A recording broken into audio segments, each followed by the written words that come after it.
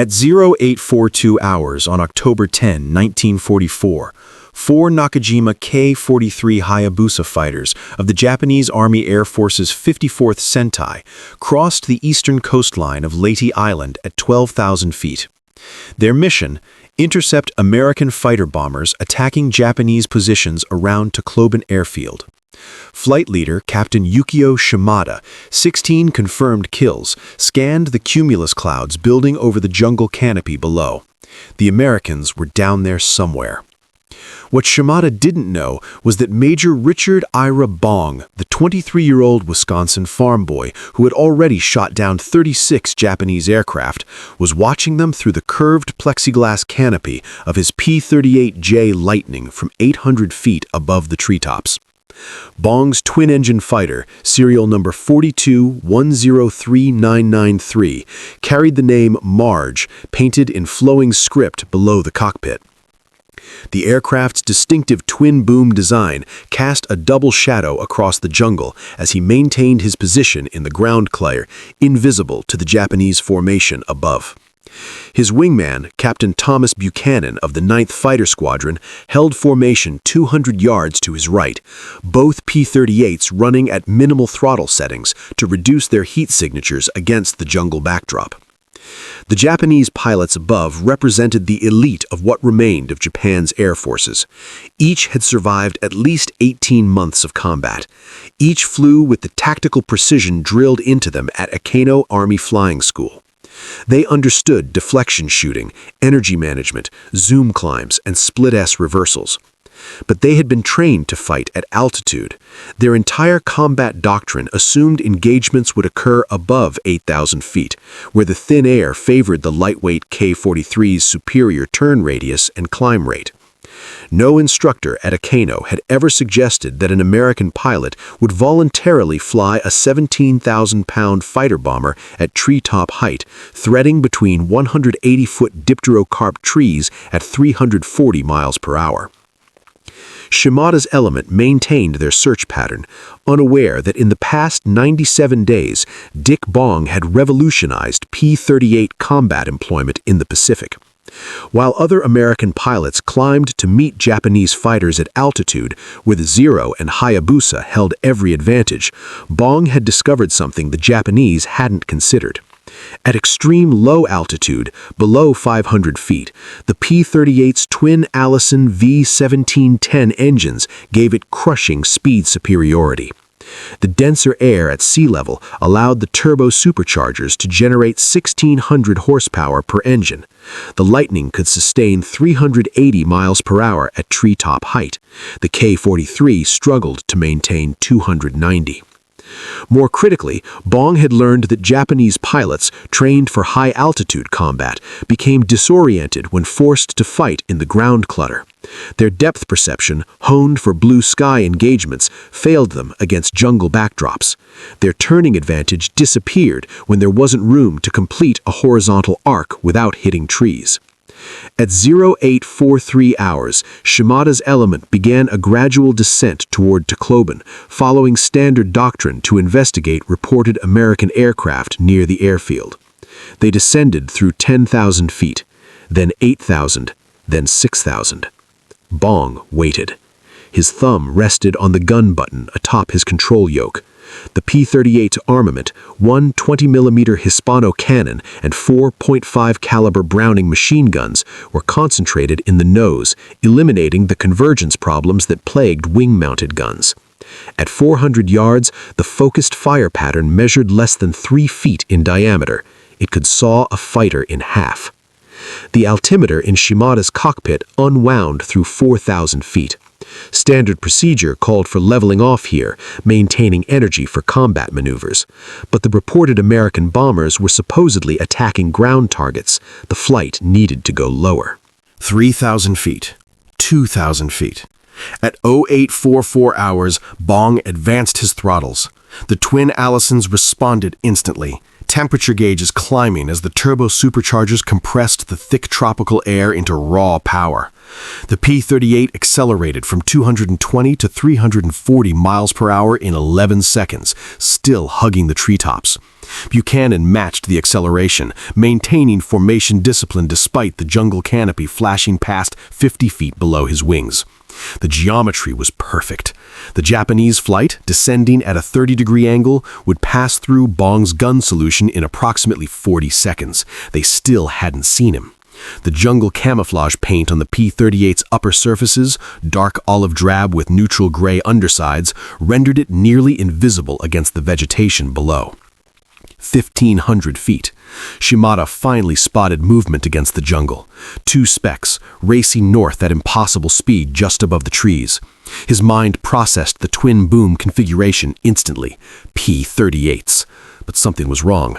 They were too low. No American flew that low. It had to be a recognition error. 1,200 feet.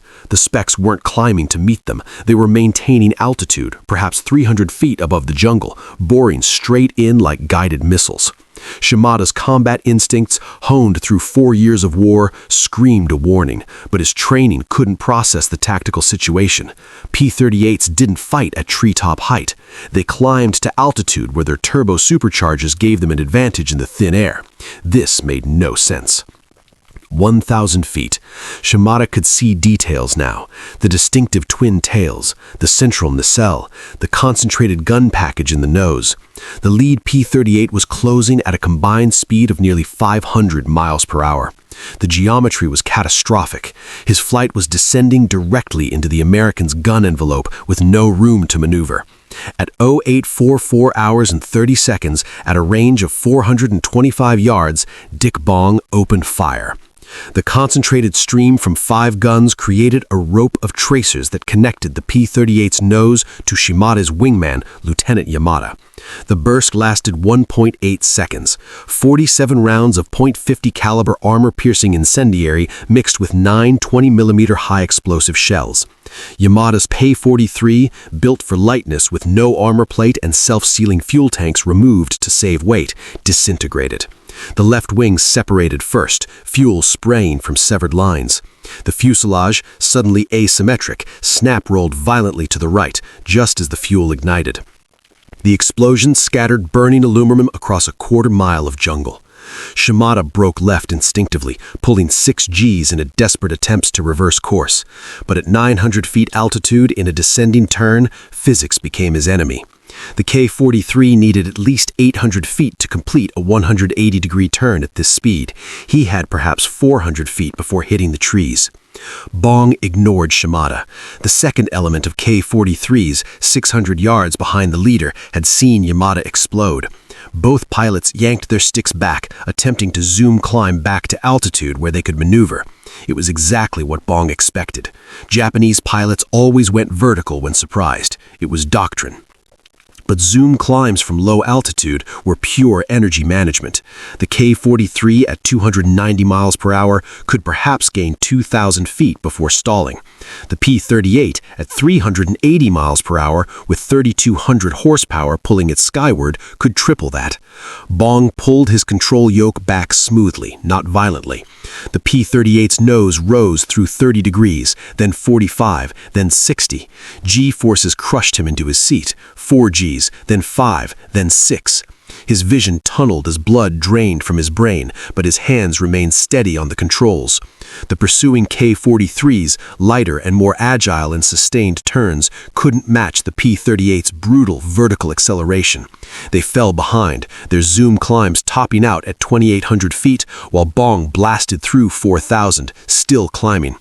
At 5,200 feet, Bong rolled inverted and pulled through a split S, reversing direction in a violent 7G maneuver that would have torn the wings off a K-43. The jungle spun overhead as he dove back toward the treetops, engine temperature gauges creeping toward redline.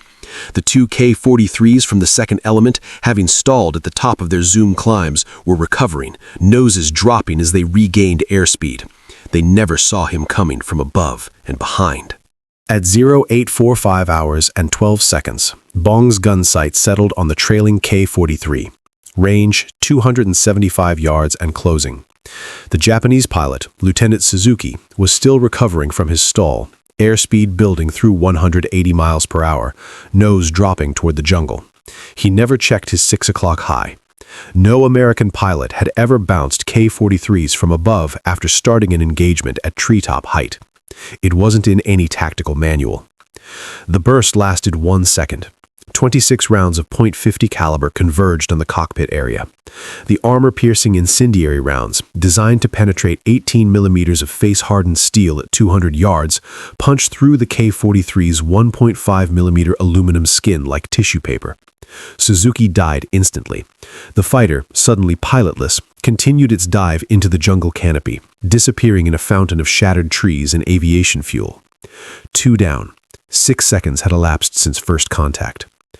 How had a farm boy from Poplar, Wisconsin, population 438, developed tactics that terrified veteran Japanese pilots who'd been flying combat since 1937? Richard Ira Bong had grown up hunting deer in the Superior National Forest with his father, Carl Bong, a Swedish immigrant who taught his 9 children that success came from patience, observation, and knowing your terrain better than your prey. Young Dick could track a whitetail buck through heavy timber for hours, waiting for the perfect shot. He understood that the deer's advantage, speed and agility, meant nothing if you controlled the engagement geometry. When Bong reported to Luke Field, Arizona in May 1942 for advanced fighter training, he was assigned to P-38 Lightning transition. The aircraft was a maintenance nightmare. 2 engines to synchronize, 2 superchargers to monitor, contra-rotating propellers that eliminated torque but required delicate throttle management. Most pilots hated it. Too complex, too heavy, too expensive. Each P-38 cost $97,147, more than 2 P-51 Mustangs. But Bong saw something different. The twin engines meant redundancy. He could lose one and still fly home. The centerline gun package meant no conversions calculations. The bullets went exactly where you aimed. The tricycle landing gear meant better visibility during taxi and takeoff. The twin boom design provided exceptional stability as a gun platform. On January 7, 1943, 2nd Lieutenant Richard Bong deployed to Port Moresby, New Guinea, assigned to the 9th Fighter Squadron, Flying Knights of the 49th Fighter Group. The unit had been flying P-40 Warhawks, suffering catastrophic losses against Japanese Zeros. In December 1942 alone, they lost 11 pilots. The survivors were transitioning to P-38s, hoping the new aircraft's superior altitude performance would even the odds. Standard Doctrine, developed at Eglin Field and refined at the fighter school at Orlando, called for P-38s to patrol at 25,000 feet, using their turbo-supercharged engines to maintain speed in the thin air where Japanese fighters struggled. Spot the enemy below, dive through their formation at 400 miles per hour, fire 1 burst, zoom climb back to altitude. Never turn with a 0. Never fight below 10,000 feet, where their superior maneuverability dominated. The revelation came on July 26, 1943, over Marillanen Airdrome. Bong's flight of 4 P-38s was bounced by 12 K-43s while strafing parked aircraft. Caught at 200 feet altitude with no room to zoom climb, Bong did what Doctrine said was suicide. He stayed on the deck and pushed the throttles through the gate into war emergency power. The P-38's engines, designed for 1,425 horsepower at military power, surged to 1,600 horsepower each. The airspeed indicator climbed through 350, then 375, then 395 miles per hour. The K-43s, flat out at 285 miles per hour, fell behind like they were standing still. But more importantly, Bong noticed something Doctrine hadn't predicted. At extreme low altitude, using terrain masking, he could vanish from sight in seconds. A small ridge, a tree line, a river bend, any terrain feature became concealment. He reversed course using a violent 7G turn that the K-43s couldn't match at high speed. Their light construction would suffer structural failure above 5.5G at 250 miles per hour. Coming back at treetop height, he caught them climbing, silhouetted against the sky. The gun sight settled on a K-43 500 yards ahead, climbing through 1,000 feet. The pilot never looked down. Why would he? Americans didn't fight at 0 altitude. The kill was almost surgical. A 2-second burst into the engine compartment. The Nakajima Sakai engine, running at full power, seized instantly as .50 caliber rounds shattered the crankshaft. Oil sprayed from ruptured lines, coating the windscreen. The pilot, blinded and powerless, attempted a dead stick landing in the jungle. He almost made it. The K-43 belly landed in a clearing, sliding 200 yards before the left wing caught a tree stump. The cartwheel was violent but survivable. Bong saw the pilot climb out and run. That evening, in the 9th Squadron Ready Room, a Quonset hut with no air conditioning, where the temperature reached 97 degrees Fahrenheit, Bong studied the encounter. Traditional doctrine assumed the P-38's advantages were altitude and firepower. But altitude meant thinner air, reducing engine power. It meant longer distances, making gunnery more difficult. It meant predictable attack patterns the Japanese could counter. At treetop height, the P-38 became something different. The dense air fed the hungry Allison engines. The short engagement ranges neutralized the Zero's agility. There simply wasn't room to maneuver. The jungle background made the olive-drab P-38 nearly invisible from above. Most importantly, Japanese pilots trained for vertical maneuvering became disoriented when forced to fight horizontally with terrain rushing past at 400 miles per hour. Over the next 5 months, Bong refined the tactics. He learned to navigate at zero altitude using rivers and ridgelines, popping up only to engage. He discovered that Japanese pilots, when bounced at low altitude, invariably went vertical, a predictable response he could exploit. He realized the P-38's twin engines gave him something no single-engine fighter possessed, the ability to slam into war emergency power without fear. If one engine failed, the other could get him home. By December 1943, Bong had 15 confirmed kills. 13 had been achieved below 2,000 feet. Word spread through the 49th Fighter Group. Pilots who had been struggling with high-altitude doctrine began experimenting with Bong's methods. Loss rates dropped, kill rates climbed. Japanese intelligence noticed. Captured documents from a crashed Betty bomber in February 1944 included a memorandum from the 4th Air Army headquarters. American P-38 pilots operating from Dobodura and Nadzab have adopted new tactics involving extreme low-altitude approaches. Pilots are instructed to maintain altitude above 3,000 feet when P-38s are reported in the area. Under no circumstances should pilots attempt to engage P-38s below 1,000 feet. By July 1944, when the intense 6-month period began that would see Bong destroy 28 Japanese aircraft, he had perfected what other pilots called Bong's basement, the airspace from ground level to 500 feet, where the P-38 Lightning transformed from a mediocre dogfighter into an apex predator. Japanese pilots had learned to fear the distinctive twin-boom silhouette skimming the jungle canopy. They called it the fork-tailed devil, but they were really describing one man's revolutionary understanding of aircraft employment. The Wisconsin farm boy who had learned to hunt white-tailed deer by controlling engagement geometry was about to demonstrate that the same principles applied to aerial combat. The Japanese pilots stationed in the Philippines for the American invasion didn't yet know his name. They would learn it soon enough. July 6, 1944. 14:23 hours. Southwest of Kamiri Airdrome, Noem 4 Island. Bong's gun camera recorded 127 frames of 16mm film as a Kawasaki K61H came apart 190 yards in front of his P-38. The Japanese fighter's left wing route failed first, 20mm cannon shells detonating the ammunition storage for the Ho-103 12.7mm machine gun. The wing folded upward at an impossible angle, still attached by control cables as the fuselage entered an accelerating flat spin.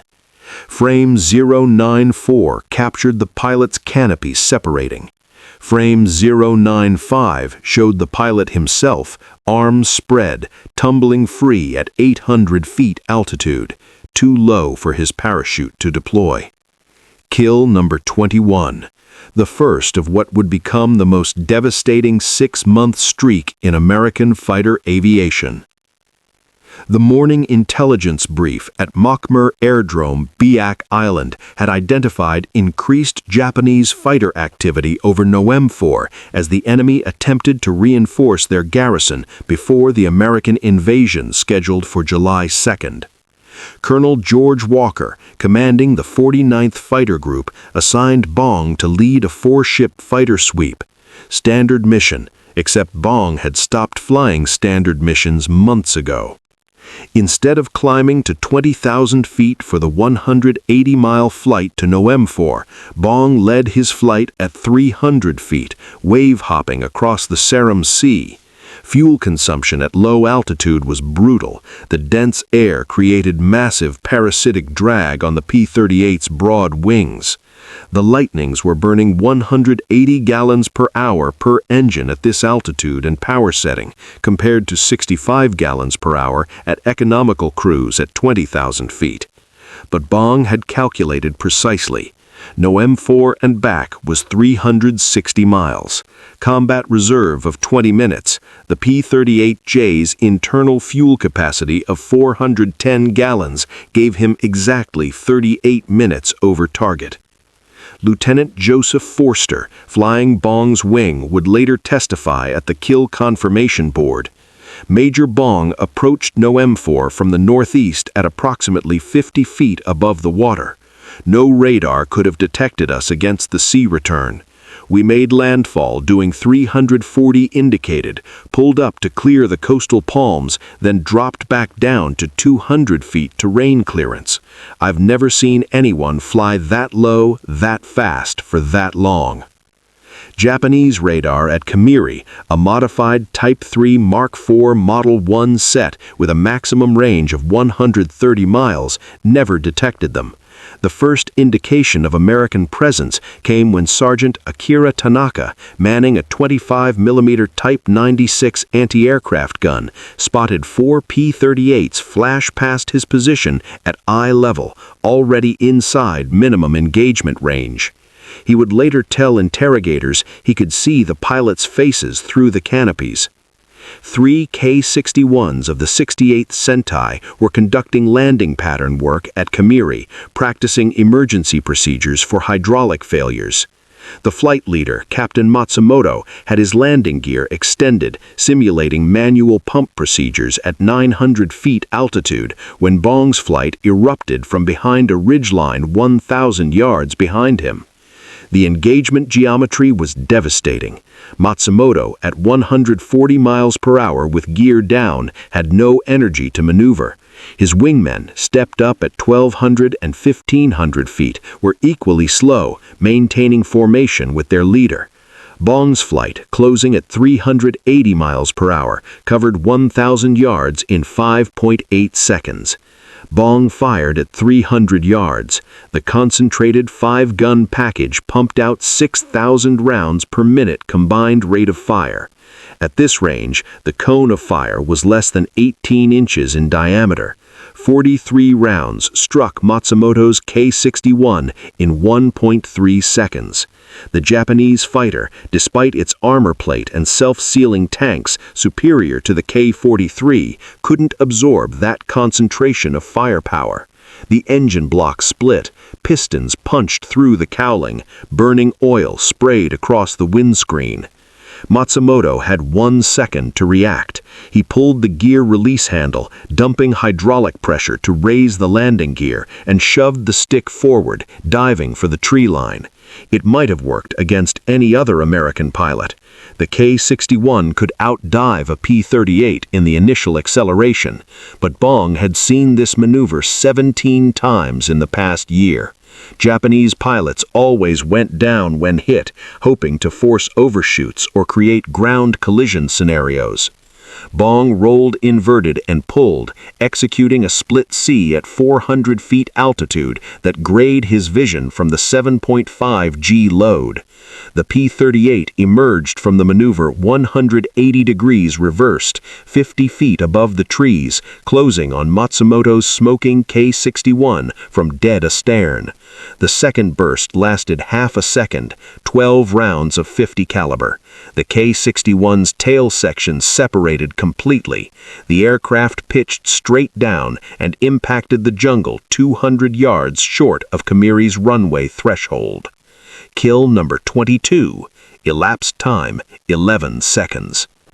The remaining two Ki-61s scattered, one breaking left, one right. Classical defensive response, forced the attackers to split. Except Bong didn't split his flight. All four P-38s turned left in perfect formation, pursuing Lieutenant Yamashita's Ki-61 as he clawed for altitude. The Japanese pilot, desperately trying to reach 3,000 feet where he could maneuver, made 1,800 feet before Forster, cleared hot by Bong, walked a burst from the engine to the cockpit. The Ki-61 rolled inverted and dove straight in, no parachute. The third Ki-61, piloted by Sergeant Ito, escaped. He maintained his right turn, accepting the 6G load that tunneled his vision to a tiny circle, holding it until he disappeared behind Camiri's 2,000-foot volcanic cone. By the time Bong's flight reversed, Ito was gone, hedge-hopping toward Manokwari, 140 miles west. He would land with 11 gallons of fuel remaining and report that the Americans had developed a new tactic. They no longer fight like warriors seeking honorable combat. They hunt like wolves, striking from concealment, killing without warning. July 11, 1944. The intelligence section at V Fighter Command forwarded a translated Japanese document captured from a downed courier aircraft. All fighter units are advised that American P-38 pilots operating in the Nome 4 Biak sector have adopted Soviet-style ground attack tactics. Pilots report P-38s approaching below radar coverage and maintaining terrain masking until engagement. The lead P-38 pilot, identified by distinctive 3 victory chevrons painted on nose — note, Bong had 3 chevron insignia, each representing 5 victories, not 3 — has been credited with 4 kills in past 5 days. Recommend immediate development of counter-tactics. There were no effective counter-tactics, not against a pilot who had transformed the P-38 into a high-altitude interceptor into a terrain-hugging predator. The Japanese tried everything over the following weeks, standing patrols at 25,000 feet to spot P-38s climbing from low altitude. Bong never climbed until after engaging. Radar picket boats positioned along likely approach routes, Bong flew around them. Mining likely low-altitude corridors with barrage balloons, Bong shifted to different valleys. July 17, 1944, 07:12 hours. Bong caught 6 Nakajima Pe-44 Shoki fighters taking off from Babo Airdrome, Netherlands, New Guinea. The Japanese fighters, heavily loaded with external fuel tanks for a ferry flight to Sarong, were at their most vulnerable. Low, slow, heavy, committed to straight flight until reaching safe altitude. Bong destroyed 2 in a single diving pass, the concentrated firepower walking from one to the next in a continuous burst lasting 3.7 seconds. Gun camera film showed the first Ki-44's external tank exploding, fuel vapor enveloping the second aircraft, which flew through the fireball and emerged burning. Both pilots died in their cockpits. Kills 23 and 24. July 22, 1944. 3 Mitsubishi A6M50s over Halmahera. Bong spotted them silhouetted against towering cumulus at 8,000 feet while he skimmed the strait at 100 feet. He climbed unseen in their blind spot, directly below and behind, emerging from his zoom climb 300 yards behind the trailing Zero. The pilot, Petty Officer First Class Yoshida, never saw him. 23 rounds of .50 caliber severed the control cables to the Zero's elevators. The aircraft bunted forward into an irreversible dive. Yoshida managed to bail out at 2,000 feet, but was strafed in his parachute by Bong's wingman, Captain Thomas Lynch. Standard procedure. The Japanese did the same to American pilots. Kill 25. July 28, 1948. The 5th Air Force Intelligence Summary noted Major Richard Bong has accounted for 5 enemy aircraft in the past 22 days. Japanese radio intercepts indicate growing concern about low-altitude P-38 tactics. Enemy fighters are increasingly reluctant to descend below 5,000 feet when P-38s are reported in area.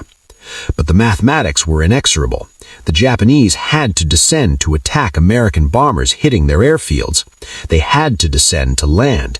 They had to descend to strafe American PT boats. And when they descended, they entered Bong's domain, that deadly space between ground level and 1,000 feet, where the P-38's massive power advantage and concentrated firepower created killing geometry that no amount of pilot skill could overcome. July 31st, 1944, 16:47 hours. Northeast of Samate.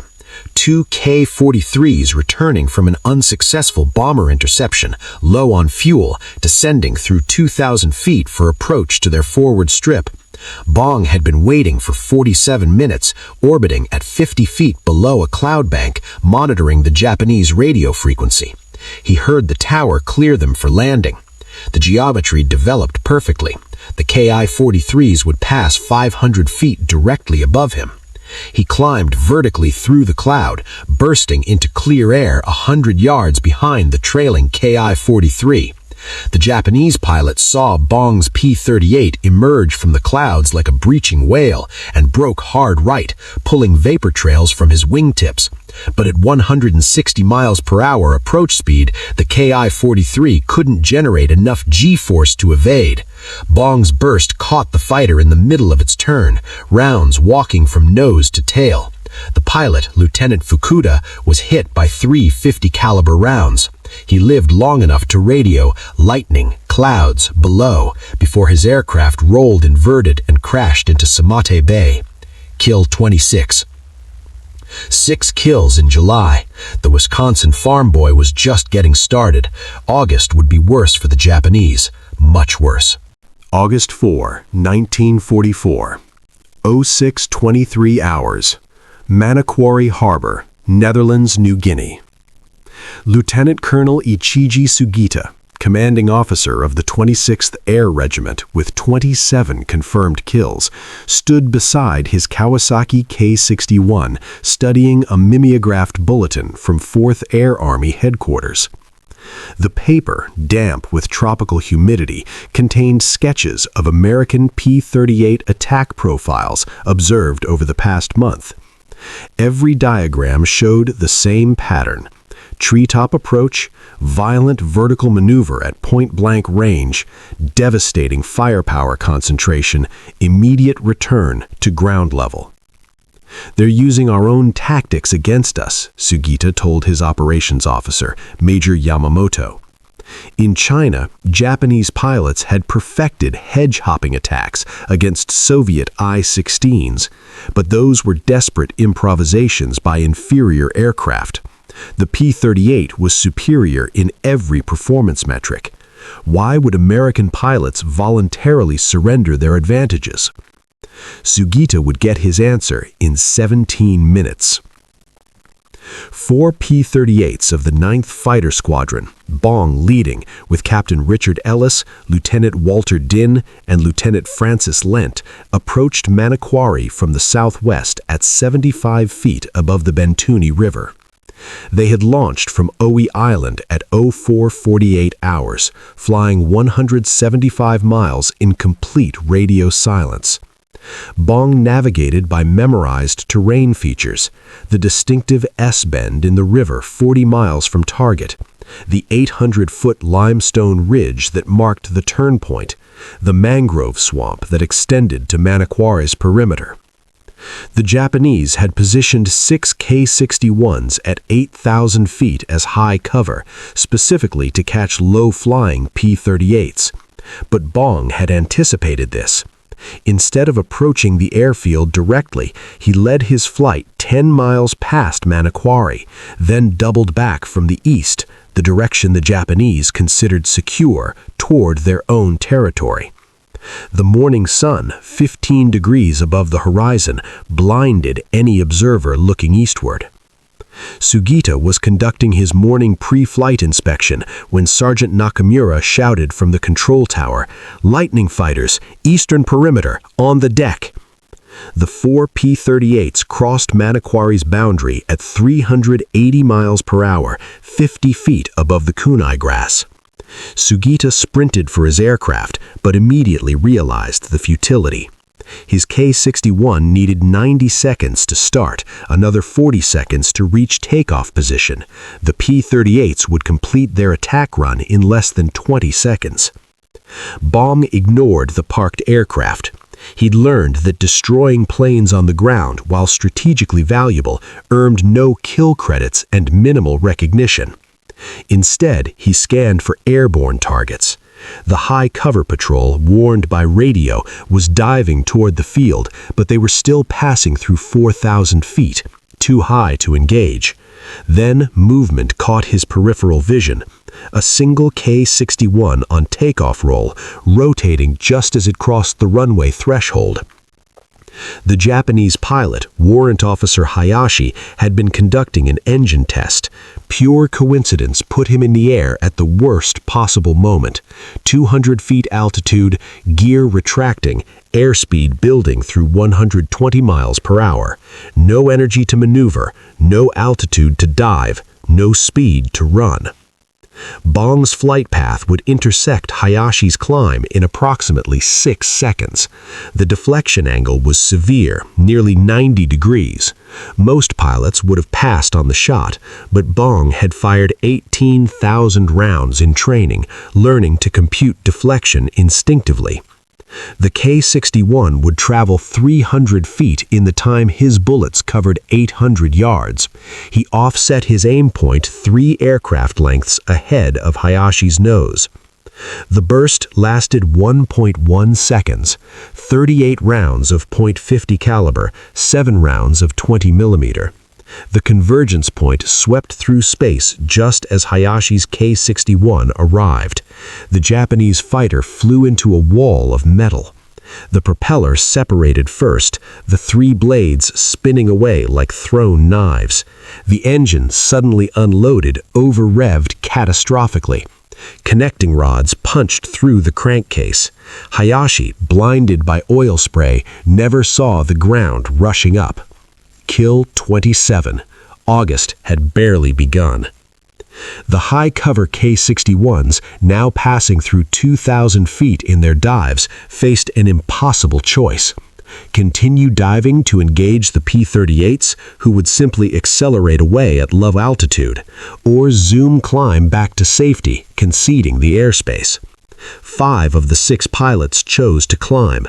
The 6th, Lieutenant Ogawa, pressed his attack. It was exactly what Bong wanted, a single enemy fighter, separated from support, entering his killing zone. He broke hard left, pulling 6 Gs to reverse toward Ogawa's diving K-61. Ellis and the others maintained course, letting their leader work. They'd seen this before. Bong preferred single combat when possible, cleaner geometry, no risk of friendly fire, gun camera footage that proved individual kills. Ogawa, diving through 350 miles per hour, tried to line up a deflection shot as Bong's P-38 crossed his nose. He fired. 120 rounds of 12.7 millimeter, 40 rounds of 20 millimeter. The tracers passed behind Bong's tail booms. At this speed, the K-61's controls were mushy, unable to track precisely. Ogawa pulled out of his dive at 400 feet, blacking out momentarily from the 8G recovery. When his vision cleared 2 seconds later, Bong was 100 yards behind him. The execution was methodical. Bong fired measured bursts, 3 rounds, adjust, 3 rounds, adjust. He was conserving ammunition, having expended 30% of his load on Hayashi. The first burst struck Ogawa's left wing root. Hydraulic fluid streamed out, the aileron drooping as pressure failed. The second burst hit the fuselage behind the cockpit, severing control cables. The third walked up the turtle deck toward the pilot. Ogawa pulled his canopy release and rolled inverted, falling out at 600 feet. His parachute opened at 200 feet. He hit the trees hard but survived, spending 3 weeks evading Australian patrols before reaching Japanese lines. His after-action report, captured in September, described Bong's tactics. The American pilot exhibited extraordinary marksmanship and aircraft control at extreme low altitude. He did not pursue aggressive maneuvering, but rather positioned himself through superior speed and waited for optimal firing solutions. This is not dogfighting. It is assassination. Kill 28, the 6th of the month. August 8, 1944. 5th Air Force Commander General George Kenney visited the 49th Fighter Group at Oe Island. In the operations tent, he studied the mission board. Bong's name appeared on the top line every day. 28 confirmed kills in 5 weeks. The next closest pilot in the squadron, Captain Ellis, had 6. "What's his secret?" Kenney asked Colonel Walker. "He doesn't fight fair, sir. He treats every engagement like an ambush. The Japs train for honorable combat, matching skills at altitude. Bong hunts them like deer. He knows where they'll be, what they'll do, how they'll react, then he kills them before they know he's there." That afternoon, Kenney watched Bong brief 4 new replacement pilots fresh from the States. The major, still only 23 years old, looked younger with his blonde hair and farm boy face. But when he spoke, his voice carried absolute authority. "Forget everything you learned in advanced fighter school.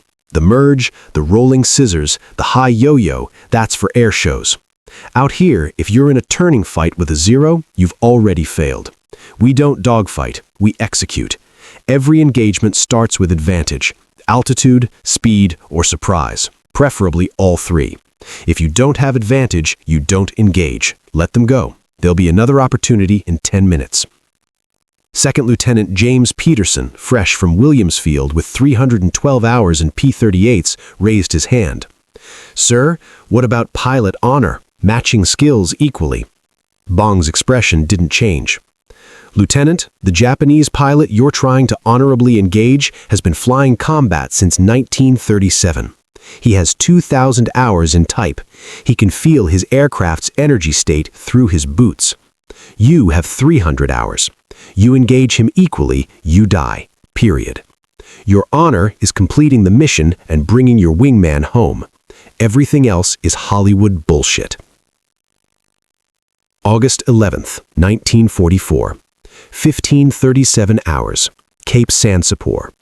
3 Mitsubishi G4M Betty bombers, escorted by 9 Zeros, approaching American landing craft unloading supplies. The Japanese formation flew at 12,000 feet, standard escort deployment with fighters stacked above and behind the bombers. Classical doctrine. Bong's flight of 6 P-38s waited at 500 feet, hidden in the radar shadow of San Sapor's volcanic peak. He'd been vectored to the intercept by the destroyer USS Fletcher, whose SC-2 radar had tracked the Japanese formation for 60 miles. But instead of climbing to meet them, Bong stayed low, letting them come to him. The Bettys began their attack run at 15:38, descending through 8,000 feet toward the landing craft. The Zeros, maintaining high cover, stayed at 12,000. Classical mistake. They assumed any American fighters would attack from above. Why would anyone approach from below? At 5,000 feet, the Bettys were committed to their bombing run. Dive brakes extended, bombardiers focused on their Norden equivalent Type 90 bomb sites. They never saw 6 P-38s zoom climbing from the jungle below, pulling 6 Gs to reach their altitude in 11 seconds. Bong fired at the lead Betty from 200 yards, dead astern. The concentrated firepower walked from the tail forward. The Betty's defensive armament, a 20mm cannon in the tail, 7.7mm machine guns in beam positions, couldn't depress enough to engage. 47 rounds of .50 caliber found the bomb bay. The Betty carried 2,200 pounds of Type 99 bombs, fused and ready. The explosion was visible from 20 miles away. Kill 29. The Zeros, belatedly realizing the threat, rolled inverted and dove. But Bong was already gone, split S back to the deck, vanishing into the ground clutter before they could engage. The remaining Bettys, panicked by their leader's destruction, salvoed their bombs wide and turned for home. The mission was a complete failure. August 14, 1944. Intelligence intercept from Japanese 23rd Air Flotilla. The American pilot known as 3 Chevrons has destroyed 8 aircraft in past 10 days. Psychological impact on aircrew morale is severe. Pilots are reporting mechanical problems to avoid missions when P-38s are active. Recommend immediate assignment of ace pilots to eliminate this threat. But Japan's best pilots were dead or deployed elsewhere. The aircrew entering the Philippine theater in August 1944 averaged less than 200 hours flight time. They were trained for basic formation flying and gentle aerobatics. Nothing in their abbreviated training prepared them for an American who'd spent 1,500 hours perfecting the art of aerial assassination at treetop height. September 2, 1944. 0814 hours. Davao Gulf, Mindanao. The monsoon clouds hung at 3,000 feet, a solid gray blanket extending from horizon to horizon. Rain squalls peppered the water below with white streaks. Visibility, 2 miles horizontal, 0 vertical. Perfect conditions for Bong's tactics. 4 P-38s of the 9th Fighter Squadron penetrated Japanese-controlled airspace at 100 feet above the Whitecaps, salt spray coating their windscreens. The target? A reported concentration of Ki-43s and Ki-61s at Sasa Airdrome, reinforcements staging for the defense of the Philippines against the American invasion everyone knew was coming. Intelligence estimated 40 aircraft at the field.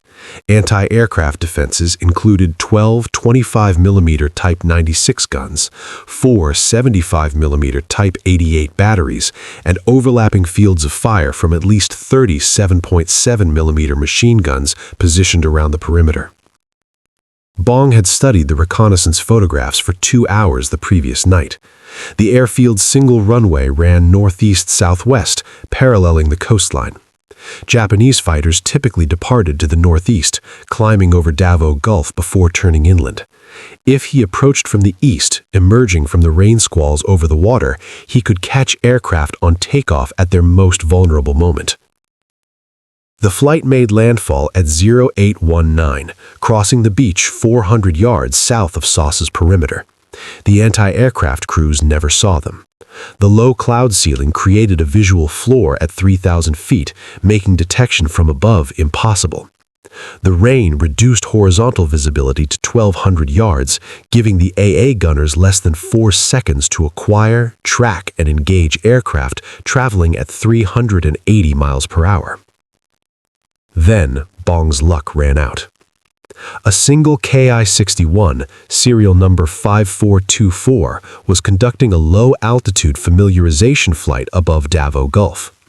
The pilot, Sergeant First Class Masao Itagaki, had arrived at Sasa 3 days earlier from the training depot at Tachikawa with exactly 187 hours flight time.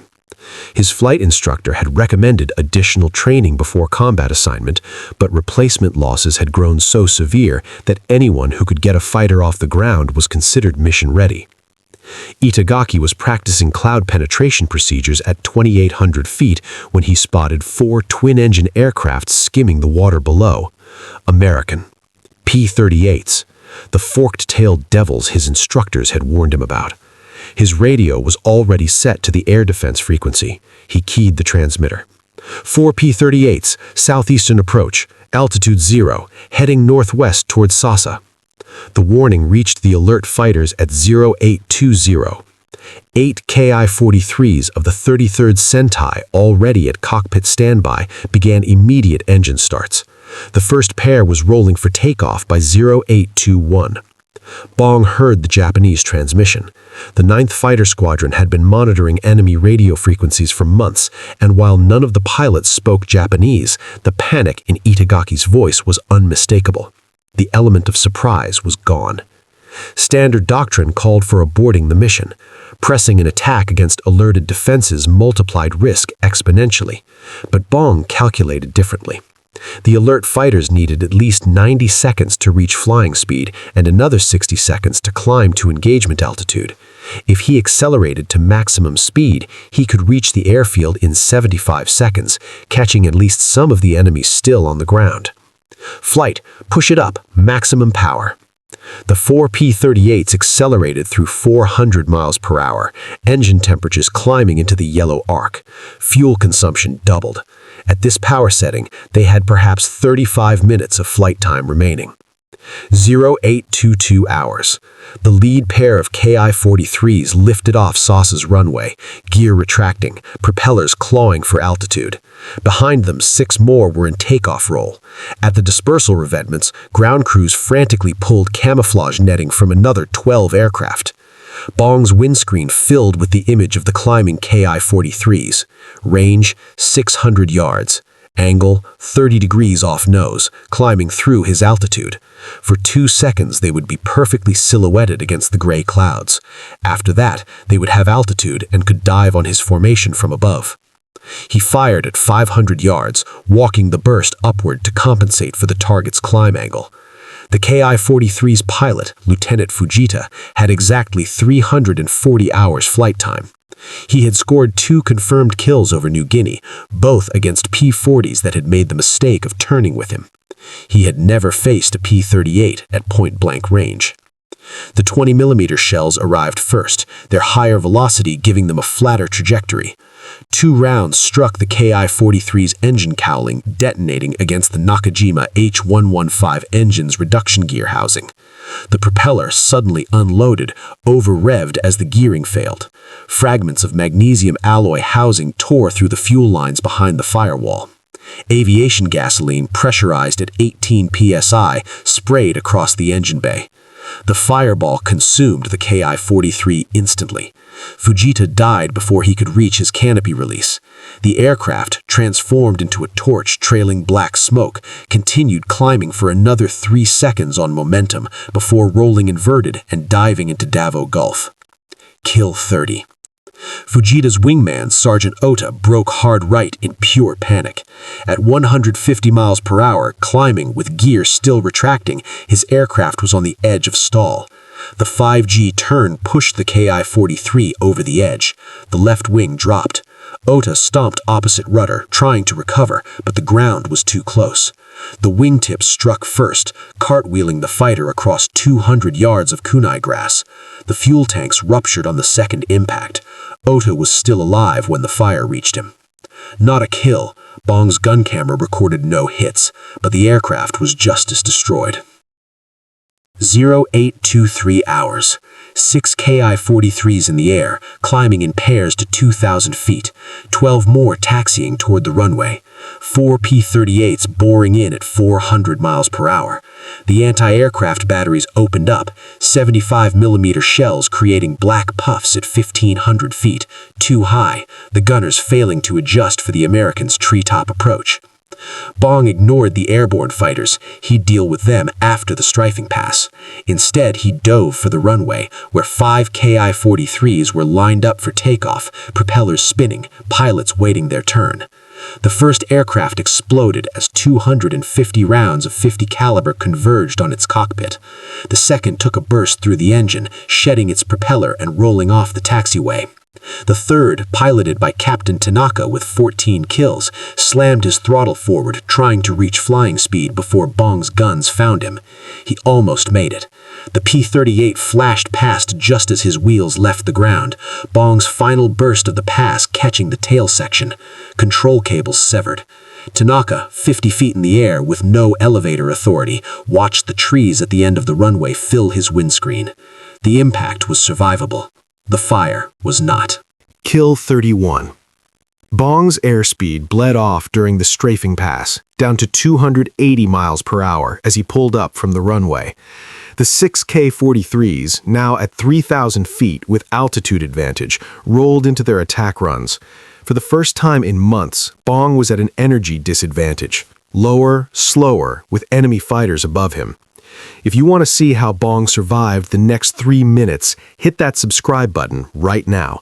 It tells YouTube to share these stories with more people who need to hear them. The lead pair of K-43s dove from Bong's 7 o'clock high. Pilot Officer Watanabe, 2,100 hours flight time, 19 kills, was exactly the kind of veteran ace who could exploit this situation.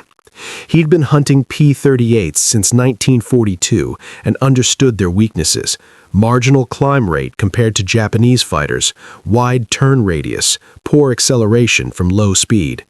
Watanabe's burst tracked perfectly, tracers reaching for Bong's left engine, but the Wisconsin farm boy had anticipated this exact moment. Instead of climbing, which would keep him in the Japanese gun solution, he rolled inverted and pulled, diving toward the jungle canopy at full throttle.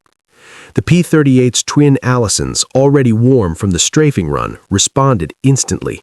War emergency power flooded the cylinders with fuel-rich mixture. Manifold pressure climbed to 60 inches, 15% above maximum rated power. The airspeed indicator wound upward: 340, 360, 380, 400 miles per hour. At 420 miles per hour, Bong was 50 feet above the trees and accelerating. Watanabe's K-43 couldn't follow. The lightweight fighter's airframe was stressed for 5.5 G at high speed. A dive to treetop height at 400 miles per hour would mean 9 G to recover before hitting the jungle. Structural failure was guaranteed.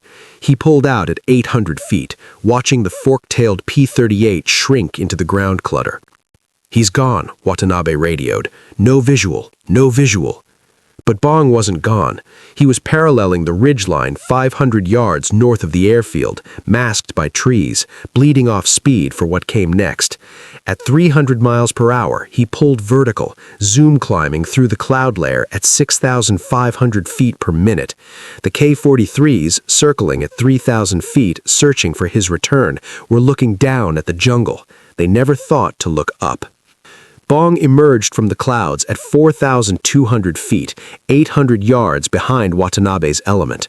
The veteran Japanese ace, scanning the ground for targets, didn't check his 6 o'clock. After 19 kills, after 2,100 hours, after years of combat, he made the mistake that every pilot eventually makes. He assumed his enemy would behave predictably. The burst entered Watanabe's cockpit from behind, 20mm shells detonating against the armored headrest with enough force to shatter the pilot's skull. The K-43, suddenly pilotless, entered a gentle spiral that tightened slowly until the fighter spun into the clouds and vanished. Kill 32. The remaining 5 K-43s scattered. 3 dove for the deck, racing for the protection of SOSA's anti-aircraft batteries. 2 climbed for the clouds, hoping to disappear before the Americans could pursue. Bong let them go. His fuel gauges showed 87 gallons remaining, enough for 30 minutes at cruise power. Davao was 180 miles from Oe Island. The mathematics left no margin for extended combat. 0831 a.m. Bong's flight crossed the coast outbound, 4 P-38s in loose formation, turning southeast for the long flight home. Behind them, SOSA Airdrome burned. 4 aircraft destroyed, 3 pilots dead.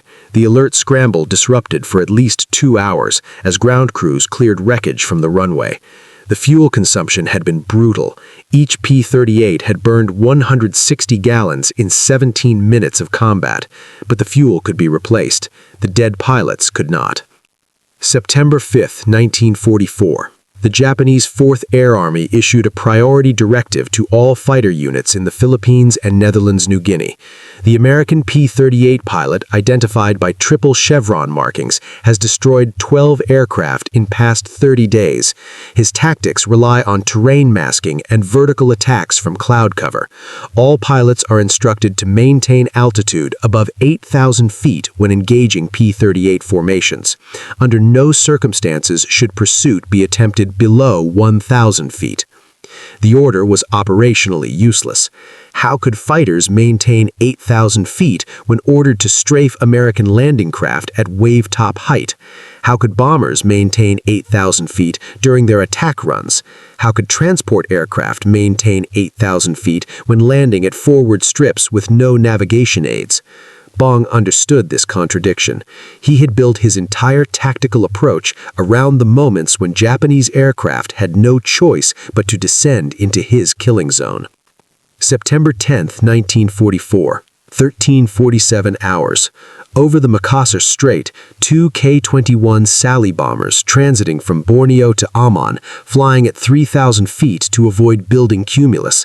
Bong intercepted them 100 miles from their destination. The Sallies had no fighter escort. Japanese fighter strength was being hoarded for the expected American invasion. Their defensive armament, three 7.7mm machine guns with limited coverage, couldn't track Bong's high-speed approach from dead astern. Both bombers went down within 40 seconds. Kill 33, kill 34. 17 crewmen died in the crashes. No parachutes were observed. September 18, 1944. A lone K-46 Dyna reconnaissance aircraft photographing American shipping in Humboldt Bay, 28,000 feet. Bong climbed for 40 minutes to reach engagement altitude, burning precious fuel against the faint hope the Dyna would still be on station. It was. The Japanese pilot, confident in its 375-mile-per-hour top speed, never imagined an American would climb this high to chase a single reconnaissance aircraft. The Dyna was 60 miles from home when Bong's P-38 emerged from the haze 400 yards behind. The kill was anticlimactic, a 2-second burst into the right engine. The Dyna, trailing fire, entered a spiral dive from 28,000 feet that took 4 minutes to complete. The gun camera recorded every rotation. Kill 35. September ended with Bong at 35 confirmed kills, 14 aircraft destroyed in 2 months. The 9th Fighter Squadron's records showed he was flying an average of 6 combat missions per week, far exceeding the normal rotation. Other pilots flew 4 missions, then rested for 2 days. Bong flew every day, weather permitted. Colonel Walker finally confronted him on September 27th. "Dick, you're pushing too hard. The statistics don't care. Rickenbacker's record will still be there next month." Eddie Rickenbacker, America's ace of aces from the First World War, held the record with 26 confirmed kills. Bong had shattered it months ago. But there was a new target, Major Thomas McGuire of the 475th Fighter Group, flying out of Biak, who had reached 28 kills and was closing fast. Bong's response was characteristically quiet. "I'm not chasing McGuire, Colonel. I'm just doing my job. Every zero I shoot down is one less zero shooting at our bombers. The math is simple." But Walker saw what Bong wouldn't admit. The farm boy who had grown up hunting deer in Wisconsin had found something in the skies over New Guinea and the Philippines. Not bloodlust, not glory-seeking, something purer and more dangerous, the absolute mastery of a craft. When Bong climbed into his P-38, he became something more than a pilot. He became the apex predator of the Pacific Air War. And October was coming. The American invasion of the Philippines would put thousands of Japanese aircraft in the sky. Target-rich environment didn't begin to describe it. October 1, 1944, 0547 hours. Tacloban Gulf, Leyte, Philippines. The invasion was 9 days away. Everyone knew it. Japanese radio traffic, normally disciplined, had grown frantic over the past week. Reconnaissance flights over Leyte increased from 4 per day to 12. Transport aircraft shuttled between Formosa and the Philippines around the clock, delivering replacement pilots, ammunition, and spare parts. The Japanese were preparing for the decisive battle. So was Bong. The 9th Fighter Squadron had relocated from Ui Island to a forward staging base at Morotai, 300 miles closer to the Philippines. The airstrip was a coral-surfaced nightmare, chewing through tires and creating a permanent haze of white dust that coated everything. The pilots slept in tents. The ground crews worked 18-hour shifts in tropical heat that never dropped below 88 degrees Fahrenheit. Malaria cases doubled. None of it slowed the operational tempo. General Kenny had ordered maximum fighter sweeps over the Philippines to suppress Japanese air power before the invasion. Every P-38 that could fly was in the air. Every pilot who could walk was flying. At 0600 hours on October 1, Bong led 8 P-38s across the Celebesi Sea toward Davao. Intelligence reported a major concentration of Japanese fighters at Del Monte Airdrome, staging for transfer to Leyte. If the Japanese managed to position 200 fighters within range of the landing craft would face catastrophic losses. The flight crossed the Philippine coast at 0712 hours, approaching Del Monte from the southeast through a gap in the coastal mountains. Bong maintained his signature low-altitude approach, the 8 Lightnings strung out in trail formation at 200-yard intervals. Each pilot watched the jungle canopy flash past 75 feet below, trusting the man ahead to find the path through the terrain. At 0723, the valley opened onto the broad plain surrounding Del Monte. The airfield sprawled across 2,400 yards of cleared jungle, 3 intersecting runways forming a triangle. Dispersal revetments, crude earthen berms designed to protect parked aircraft from strafing, dotted the perimeter. Bong counted quickly. 32 aircraft visible. Ki-43s, Ki-61s, a few twin-engine Ki-45 Nick heavy fighters, maybe more under camouflage netting. Standard procedure called for a climbing approach, gaining altitude for the strafing pass while the formation spread into attack echelon. But Bong had noticed something. A single Ki-61 already airborne, orbiting at 1,500 feet above the field. Early morning test flight, probably checking an engine after maintenance. The pilot was focused on his instruments, not watching for attackers. Bong broke formation without radio warning. His wingman, Lieutenant Robert DeHaven, reacted instantly, following the lead P-38 as it pulled vertical toward the orbiting Ki-61. The remaining 6 Lightnings continued toward the airfield. The geometry developed perfectly. The Ki-61 pilot, absorbed in monitoring his engine gauges, flew a lazy left-hand orbit that brought him directly across Bong's climbing flight path. At 800 feet, Bong's airspeed had bled to 240 miles per hour. The Ki-61, at 180 miles per hour and its gentle turn, was 300 yards ahead and slightly above. The Japanese pilot finally saw the P-38 at 200 yards. His reaction was correct. Roll wings level, push the nose down, accelerate to fighting speed. But there was no time. Bong's burst caught the Ki-61 in the left wing root, 20mm shells detonating in the ammunition storage. The wing folded upward, still attached by the main spar, as the fuselage entered an asymmetric tumble. The pilot ejected at 1,100 feet, his parachute opening 400 feet above the ground. He landed hard in a rice paddy, breaking both legs on impact. Kill 36. Below, the 6 remaining P-38s swept across Del Monte. Anti-aircraft fire erupted from a dozen positions, tracers crisscrossing over the runway, 75mm shells bursting at 2,000 feet. The Japanese had learned. Their guns were now positioned to engage low-flying aircraft, not just high-altitude bombers. Captain Gerald Johnson, leading the strafing element, put 200 rounds into a parked Ki-43, watching it erupt in flames. Lieutenant Thomas Lynch destroyed a fuel truck that created a secondary explosion engulfing 2 more aircraft. But the concentrated anti-aircraft fire forced them to break off after a single pass. One P-38, flown by Lieutenant William Parker, took a 25mm round through the left engine nacelle. The Allison seized, propeller windmilling, but the remaining engine got him home. 8 aircraft destroyed on the ground, 1 in the air. No American losses. But Bong noticed something during his zoom climb that troubled him. The Japanese anti-aircraft crews had been waiting. Their guns were manned, traversed, ready. Someone had warned them. October 3, 1944. Japanese intelligence had finally connected the dots. A signals interception station at Clark Field, monitoring American radio frequencies, captured a transmission fragment. Bong flight, Vector 270, Bandits Del Monte, Angels 2.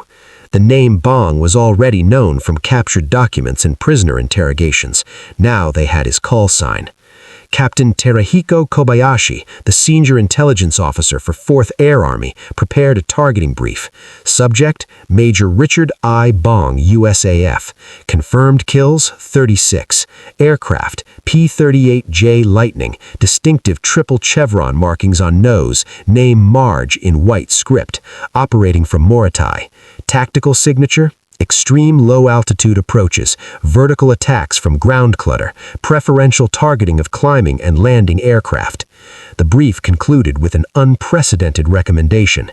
This pilot represents the single greatest threat to Japanese air operations in the Philippine theater. His destruction should be considered a priority mission for all fighter units. Pilots who successfully engage and destroy Major Bong's aircraft will receive immediate promotion and recommendation for the Order of the Golden Kite. The bounty was extraordinary. The Order of the Golden Kite was Japan's highest military honor for valor in combat. Normally reserved for officers who demonstrated exceptional leadership in major operations, it was now being offered for the elimination of one American pilot. October 5, 1944, 14:23 hours, Negros Island. Bong was hunting a reported concentration of Betty bombers when 6 Ki-84 Hayate fighters of the 22nd Sentai bounced his 4-ship flight from 12,000 feet. A Ki-84 was Japan's newest fighter, an 1,800-horsepower Nakajima HA-45 engine, top speed of 392 miles per hour, 4 20mm cannons with 600 rounds of ammunition. Unlike the fragile Ki-43 and moderately armored Ki-61, the Ki-84 carried pilot armor and self-sealing fuel tanks. It was the first Japanese fighter that could match the P-38 in speed and firepower. Captain Naoshi Kano had 19 confirmed kills. He had specifically requested transfer to the 22nd Sentai after reading the intelligence brief on Bong. Kano had studied American tactics for months. He understood that P-38 pilots relied on their speed advantage to escape when outmaneuvered. Against the Ki-84, that advantage no longer existed. Kano's attack was textbook perfect. 6 fighters in 3 pairs, approaching from the American 7 o'clock high at 45 degrees, the sun behind them. The lead pair would engage first, forcing the P-38s to break right. The second pair would cut off the escape route. The third pair would clean up any cripples. Bong saw them at 2,000 yards, not Zeros or Hayabusas. The squared wingtips and more massive fuselages identified them as the P-84. He'd read the intelligence reports. These weren't the underpowered, fragile fighters he'd been destroying for months. This was something different. Flight, break right, go. The 4 P-38s rolled simultaneously, pulling 6G turns that arced them toward the deck. Standard evasive procedure: dive for terrain, accelerate to maximum speed, extend beyond cannon range. But the Ki-84s matched the maneuver exactly. At 800 miles per hour, their airspeed touched 400 miles per hour, while the Ki-84s maintained formation 800 yards behind the fleeing Americans. This had never happened before. Every previous engagement, every time Bong had pushed the throttles to war emergency power and run for the deck, the Japanese had fallen behind. The P-38's speed advantage had been absolute. Now, watching his airspeed indicator touch 400 miles per hour while the Ki-84s maintained formation, understood the rules had changed. "They're matching us," DeHaven's voice crackled over the radio. "They're not falling back." Bong's mind processed tactical options in fractions of seconds.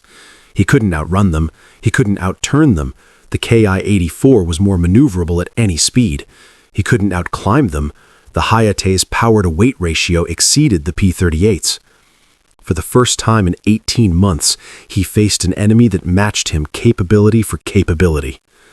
But tactics weren't just about aircraft performance. They were about psychology. Flight, on my mark, cut throttles and deploy flaps. 3, 2, 1, mark. 4 P-38s simultaneously chopped power and dropped 15 degrees of flaps. Airspeed crashed from 400 to 280 miles per hour in 3 seconds. The pursuing Ki-84s, unprepared for the radical deceleration, overshot catastrophically. Kano's element flashed past Bong's cockpit at a closure rate of 120 miles per hour, suddenly transformed from hunters to hunted. Bong retracted flaps and firewalled the throttles. The P-38's twin Allisons, designed for brutal acceleration, responded instantly. In 6 seconds, he was at 340 miles per hour and closing on Kano's wingman from dead astern. The burst lasted 1.4 seconds. 53 rounds converged on the Ki-84's engine compartment. The Ha-45 engine, running at maximum power, ingested fragments of its own reduction gearing as 20mm shells shattered the housing. The propellers separated at the hub. Fuel lines ruptured, spraying aviation gasoline across the exhaust stacks. The fireball engulfed the cockpit before the pilot could react. Kill 37. Kano, watching his wingman die in his peripheral vision, broke hard left in a 7G turn that would have destroyed lesser aircraft. The Ki-84's stressed structure groaned but held. He came around 180 degrees in 8 seconds, lining up on Bong's P-38 from the left quarter. But Bong was already gone. The moment his gun stopped firing, he had rolled inverted and pulled, split-S maneuver taking him back toward the deck, while Kano committed to his reversal.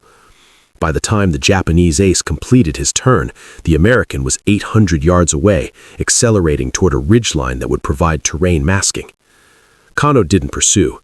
His wingman was dead. The second element had lost contact during the chaotic engagement. The third element was chasing an American who had escaped into a cloud bank. The ambush had failed. One Ki-84 destroyed, one American P-38 with minor damage from a 7.7mm round through the tail boom.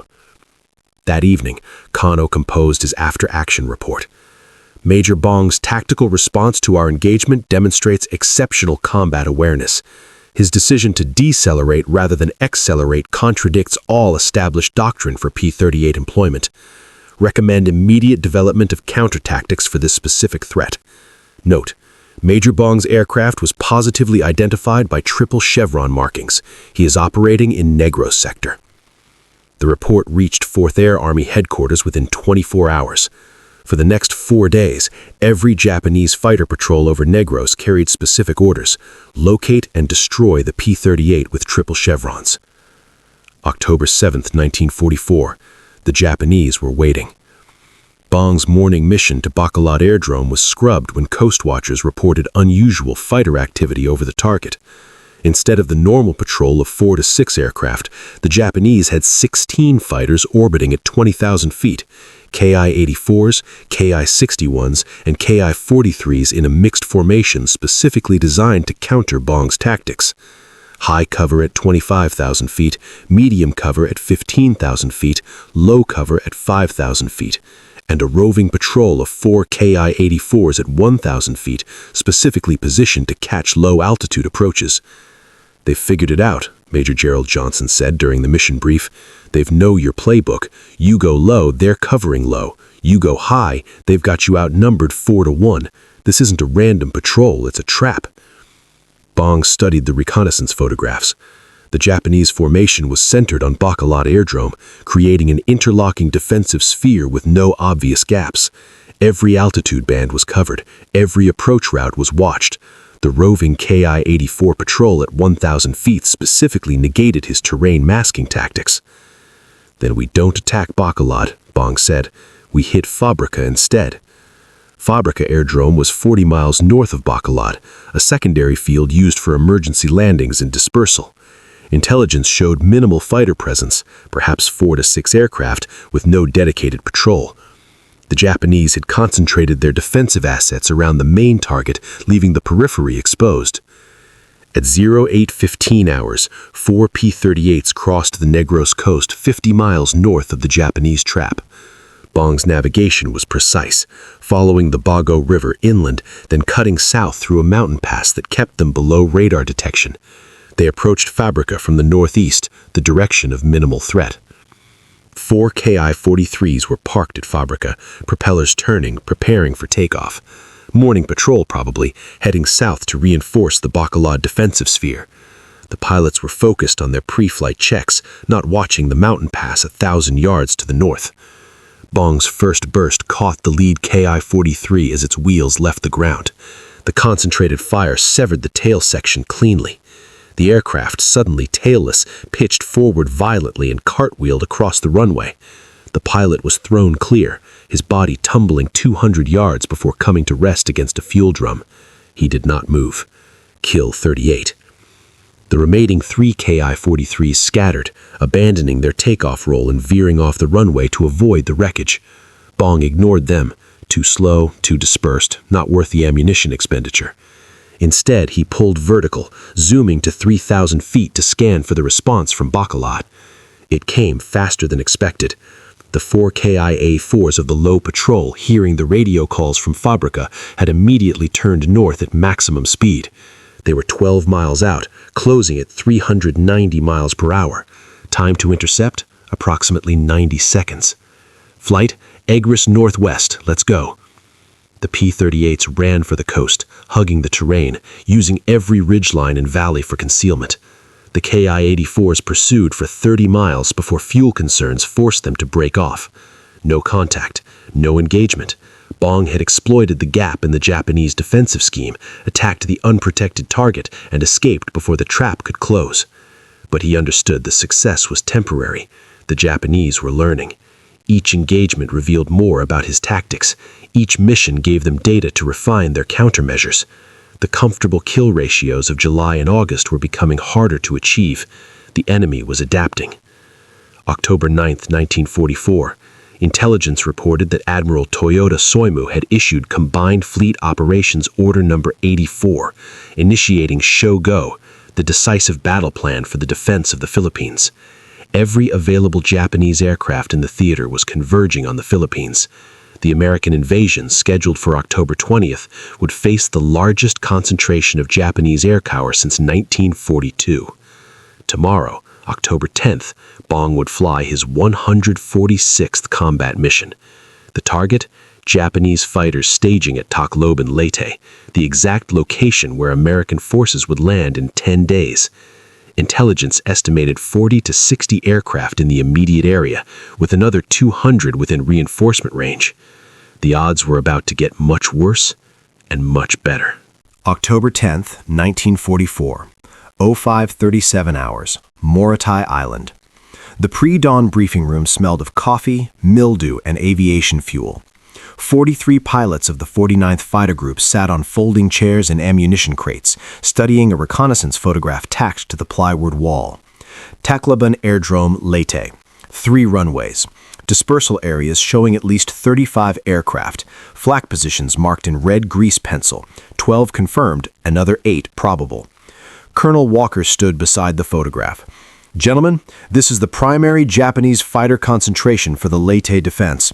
Intelligence confirms K-43s of the 54th Sentai, K-61s of the 68th Sentai, and an unknown number of K-84s recently arrived from Formosa. Our mission, offensive sweep to suppress enemy air activity in advance of the invasion. Take off at 0630. Time over target, approximately 0830. Bong sat in the front row, flight suit already zipped, Mae West inflated to 4 psi, .45 caliber pistol in his shoulder holster. His aircraft, P-38J-15LO, serial number 42103993, had been pre-flighted at 0500. Both Allison engines showed normal compression. Fuel tanks were topped at 410 gallons internal, plus 2 165-gallon drop tanks for the 620-mile round trip.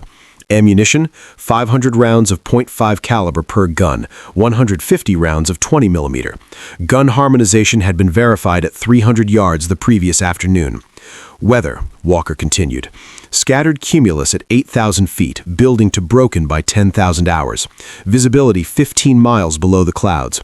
Wind out of the northeast at 12 knots. Typhoon forming 400 miles east, but it shouldn't affect operations today. Bong's flat assignment: lead a 4-ship element as part of the 16-aircraft sweep. His wingman, Captain Thomas Lynch, 16 kills. Second element, Lieutenant Richard West and Lieutenant Carl Plank, all veterans. all survivors of at least 40 combat missions. The 9th Fighter Squadron had stopped assigning green pilots to Bong's flights after 3 had been killed trying to match his aggressive maneuvering. 06:33 hours. Bong's P-38 lifted off Moritai's crushed coral runway, gear retracting before the aircraft reached 50 feet altitude. The twin Allisons, running at military power, generated 2,850 horsepower combined, accelerating the Lightning to 280 miles per hour in the first 30 seconds. Behind him, 15 more P-38s formed into 4 ship elements, spreading across the sky in combat formation. The flight to Leyte took 97 minutes. Bong led his element at 500 feet, wave-hopping across the Celebes Sea, while the other 3 elements cruised at 18,000 feet. Standard Bong tactics. Low element draws enemy attention, high elements bounce from above when the Japanese respond. But as the Philippine coastline appeared on the horizon, Bong noticed something unusual. No enemy fighters visible. No anti-aircraft fire. The sky over Tacloban appeared empty. 08:21 hours. The 16 P-38s crossed the coast 3 miles south of Tacloban. High elements at 18,000 feet, Bong's element at 300 feet terrain clearance. The airfield became visible through the morning haze. Runways intact, revetments occupied, aircraft parked in dispersal. But no movement, no engines running, no fighters climbing to intercept. "It's too quiet," Lynch transmitted. "Something's wrong." Then the sky exploded. 47 Japanese fighters dropped from the cumulus clouds at 8,000 feet. K-43s, K-61s, and K-84s in mixed formation. They had been orbiting above the cloud deck, invisible to the approaching Americans, waiting for the P-38s to commit to their attack run. It was the same trap they had attempted at Bacolod, but executed perfectly this time. The Americans were caught between the fighters above and the airfield's anti-aircraft batteries below. "Bandits, 12 o'clock high, multiple formations." The radio erupted with warnings as the high P-38s engaged. Tracers crisscrossed the sky at 15,000 feet. A P-38 from the 8th Fighter Squadron, trailing fire from its left engine, began a spiral descent toward the jungle. No parachute. Bong's element was below the initial engagement, still at 300 feet, boring in toward the airfield. The trap had been designed to catch the high elements first, allowing the Japanese to establish altitude advantage before the low element could climb to assist. But the designers hadn't anticipated Bong's response. Instead of climbing to join the dogfight, he accelerated toward Tacloban. "Lynch, stay with me. West, plank, break high, support the main element." The 2 P-38s of Bong's reduced element crossed the airfield perimeter at 08:22 hours, airspeed 390 miles per hour. Anti-aircraft fire erupted from every direction. 25mm tracers, 75mm air bursts, even 7.7mm rifle caliber rounds from infantry positions. The volume was staggering. Bong had never seen this concentration of defensive fire. A 25mm round struck his right engine nacelle, punching through the aluminum cowling and exiting 3 feet aft of the entry point. Oil pressure on engine number 2 dropped from 78 psi to 61 psi. Still within limits, still producing power, Bong held course. 3 K-43s were scrambling from Tacloban's main runway, barely airborne, gear still retracting. Bong ignored them. Too fast, wrong angle, impossible deflection shot. Instead, he focused on what the Japanese hadn't expected. A single K-61 parked at the end of the runway, propeller turning, waiting its turn for takeoff. The pilot was focused on the chaotic radio traffic, not watching for a P-38 approaching from the south at treetop height. Bong fired at 400 yards, walking the burst forward. Tracers stitched across the taxiway, sparks erupting from the pierced steel planking, then climbing to meet the K-61. The concentrated fire struck the aircraft's left wing root, detonating the 200-round ammunition drum for the Ho-5 20mm cannon. The explosion blew the wing off at the attach point. The K-61 collapsed onto its belly, fuel pouring from severed lines. The pilot, Sergeant Endo, scrambled from the cockpit and ran for the tree line as his aircraft erupted in flames. Kill 39. Bong pulled vertical, zoom climbing away from the airfield's defensive fire. The right engine oil pressure had stabilized at 58 psi, still within operational limits, but declining slowly. The engine would fail eventually. The question was when. At 3,000 feet, emerging from his zoom climb, Bong scanned the chaos above. The main engagement had spread across 10 miles of sky. P-38s and K-43s twisted in desperate maneuvering, tracer streams crossing and recrossing. A K-61, smoking but still flying, dove past his nose, pursued by a P-38 that overshot and nearly collided with another Lightning coming from the opposite direction.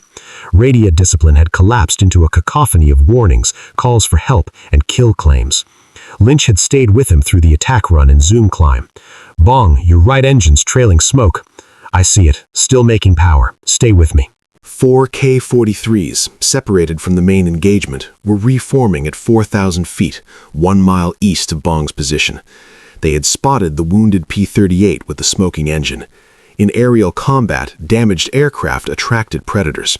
These 4 pilots sensed an opportunity. The lead K-43 rolled in for an attack, diving from Bong's 4 o'clock high. Classical approach: use altitude to build speed, slash through the enemy formation, zoom climb back to safety. The pilot, Captain Shimada of the 54th Sentai, had 16 kills. He had seen wounded P-38s before. They ran. They always ran. Bong didn't run. He turned into the attack, pulling 6 Gs in a nose-high slice turn that brought his gun sight to bear on Shimada's diving K-43. It was the last thing the Japanese captain expected. Wounded aircraft evaded. They didn't attack. Shimada had 3 seconds to process this violation of everything he understood about American tactics. He used them trying to pull out of his dive. The burst was short, 0.8 seconds, 31 rounds of .5 caliber. Shimada's K-43, committed to a 45-degree dive at 320 miles per hour, flew through the convergence point at exactly the wrong moment. Rounds entered the engine cowling, shattered the propeller hub, and continued through the firewall into the fuel tank. The Butterfly light fighter, designed for maximum performance at the cost of all protection, disintegrated.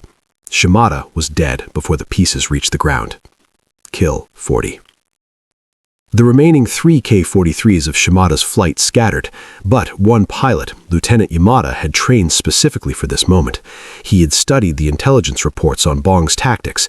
He knew the American relied on vertical maneuvering after kills, zoom climbs to regain altitude, setting up for the next attack. Yamada didn't climb. He dove for the deck, pulling out at 500 feet, then reversing course to approach Bong from below. It almost worked.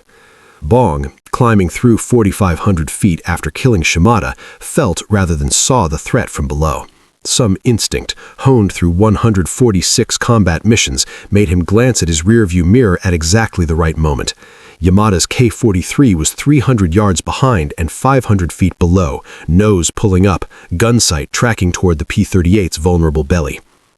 There was no time for a standard evasive maneuver, no time to roll and dive, no time to split S or barrel roll or execute any of the defensive techniques drilled into fighter pilots.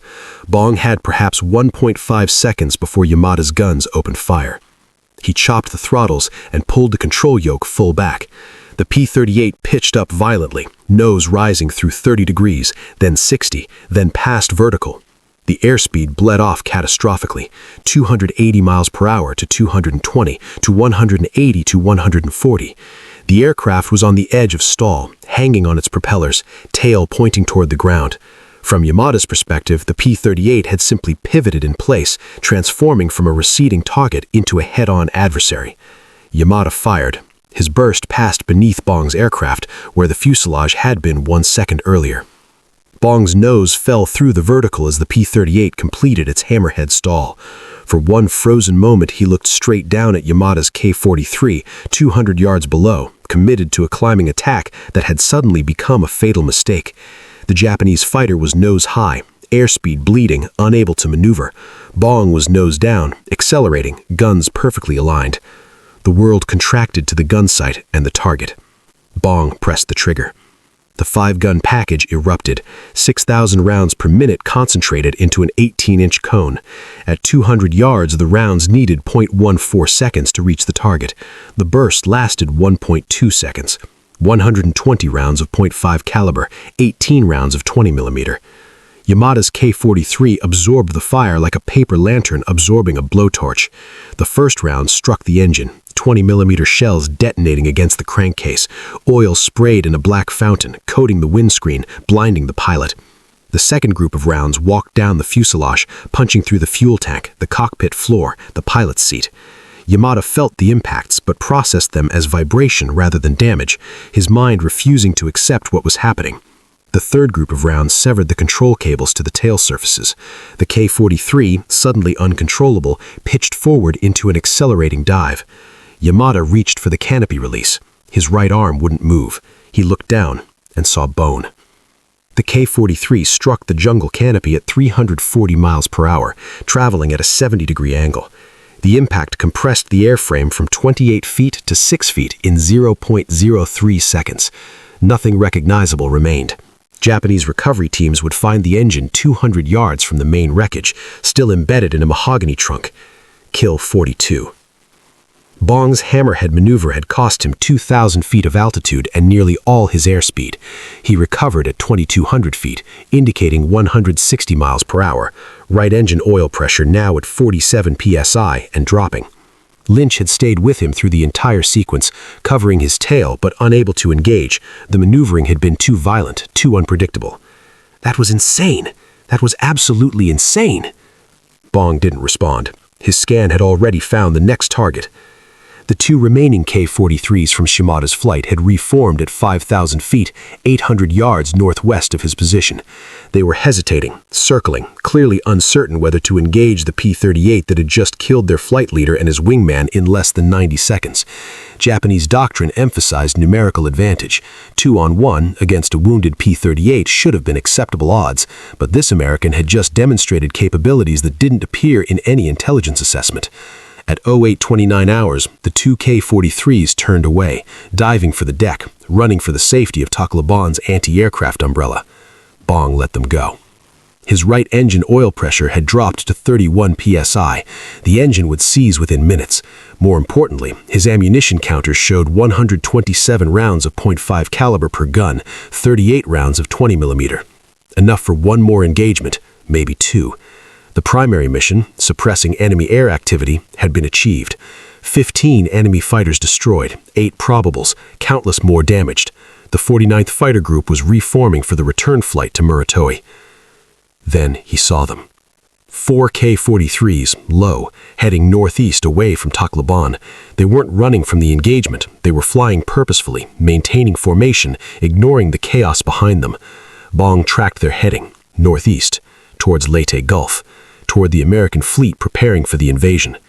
They were hunting the support ships. Bong's right engine oil pressure dropped to 38 psi. At 30 psi, the engine would seize. He had perhaps 3 minutes of power remaining. Lynch, return to formation. I'm going after those 4. Bong, your engine! I'll make it. Go. The P-38 dove toward the fleeing K-43s, right engine temperature climbing into the red arc as Bong pushed war emergency power through the failing lubrication system. Airspeed built, 300, 340, 370 miles per hour.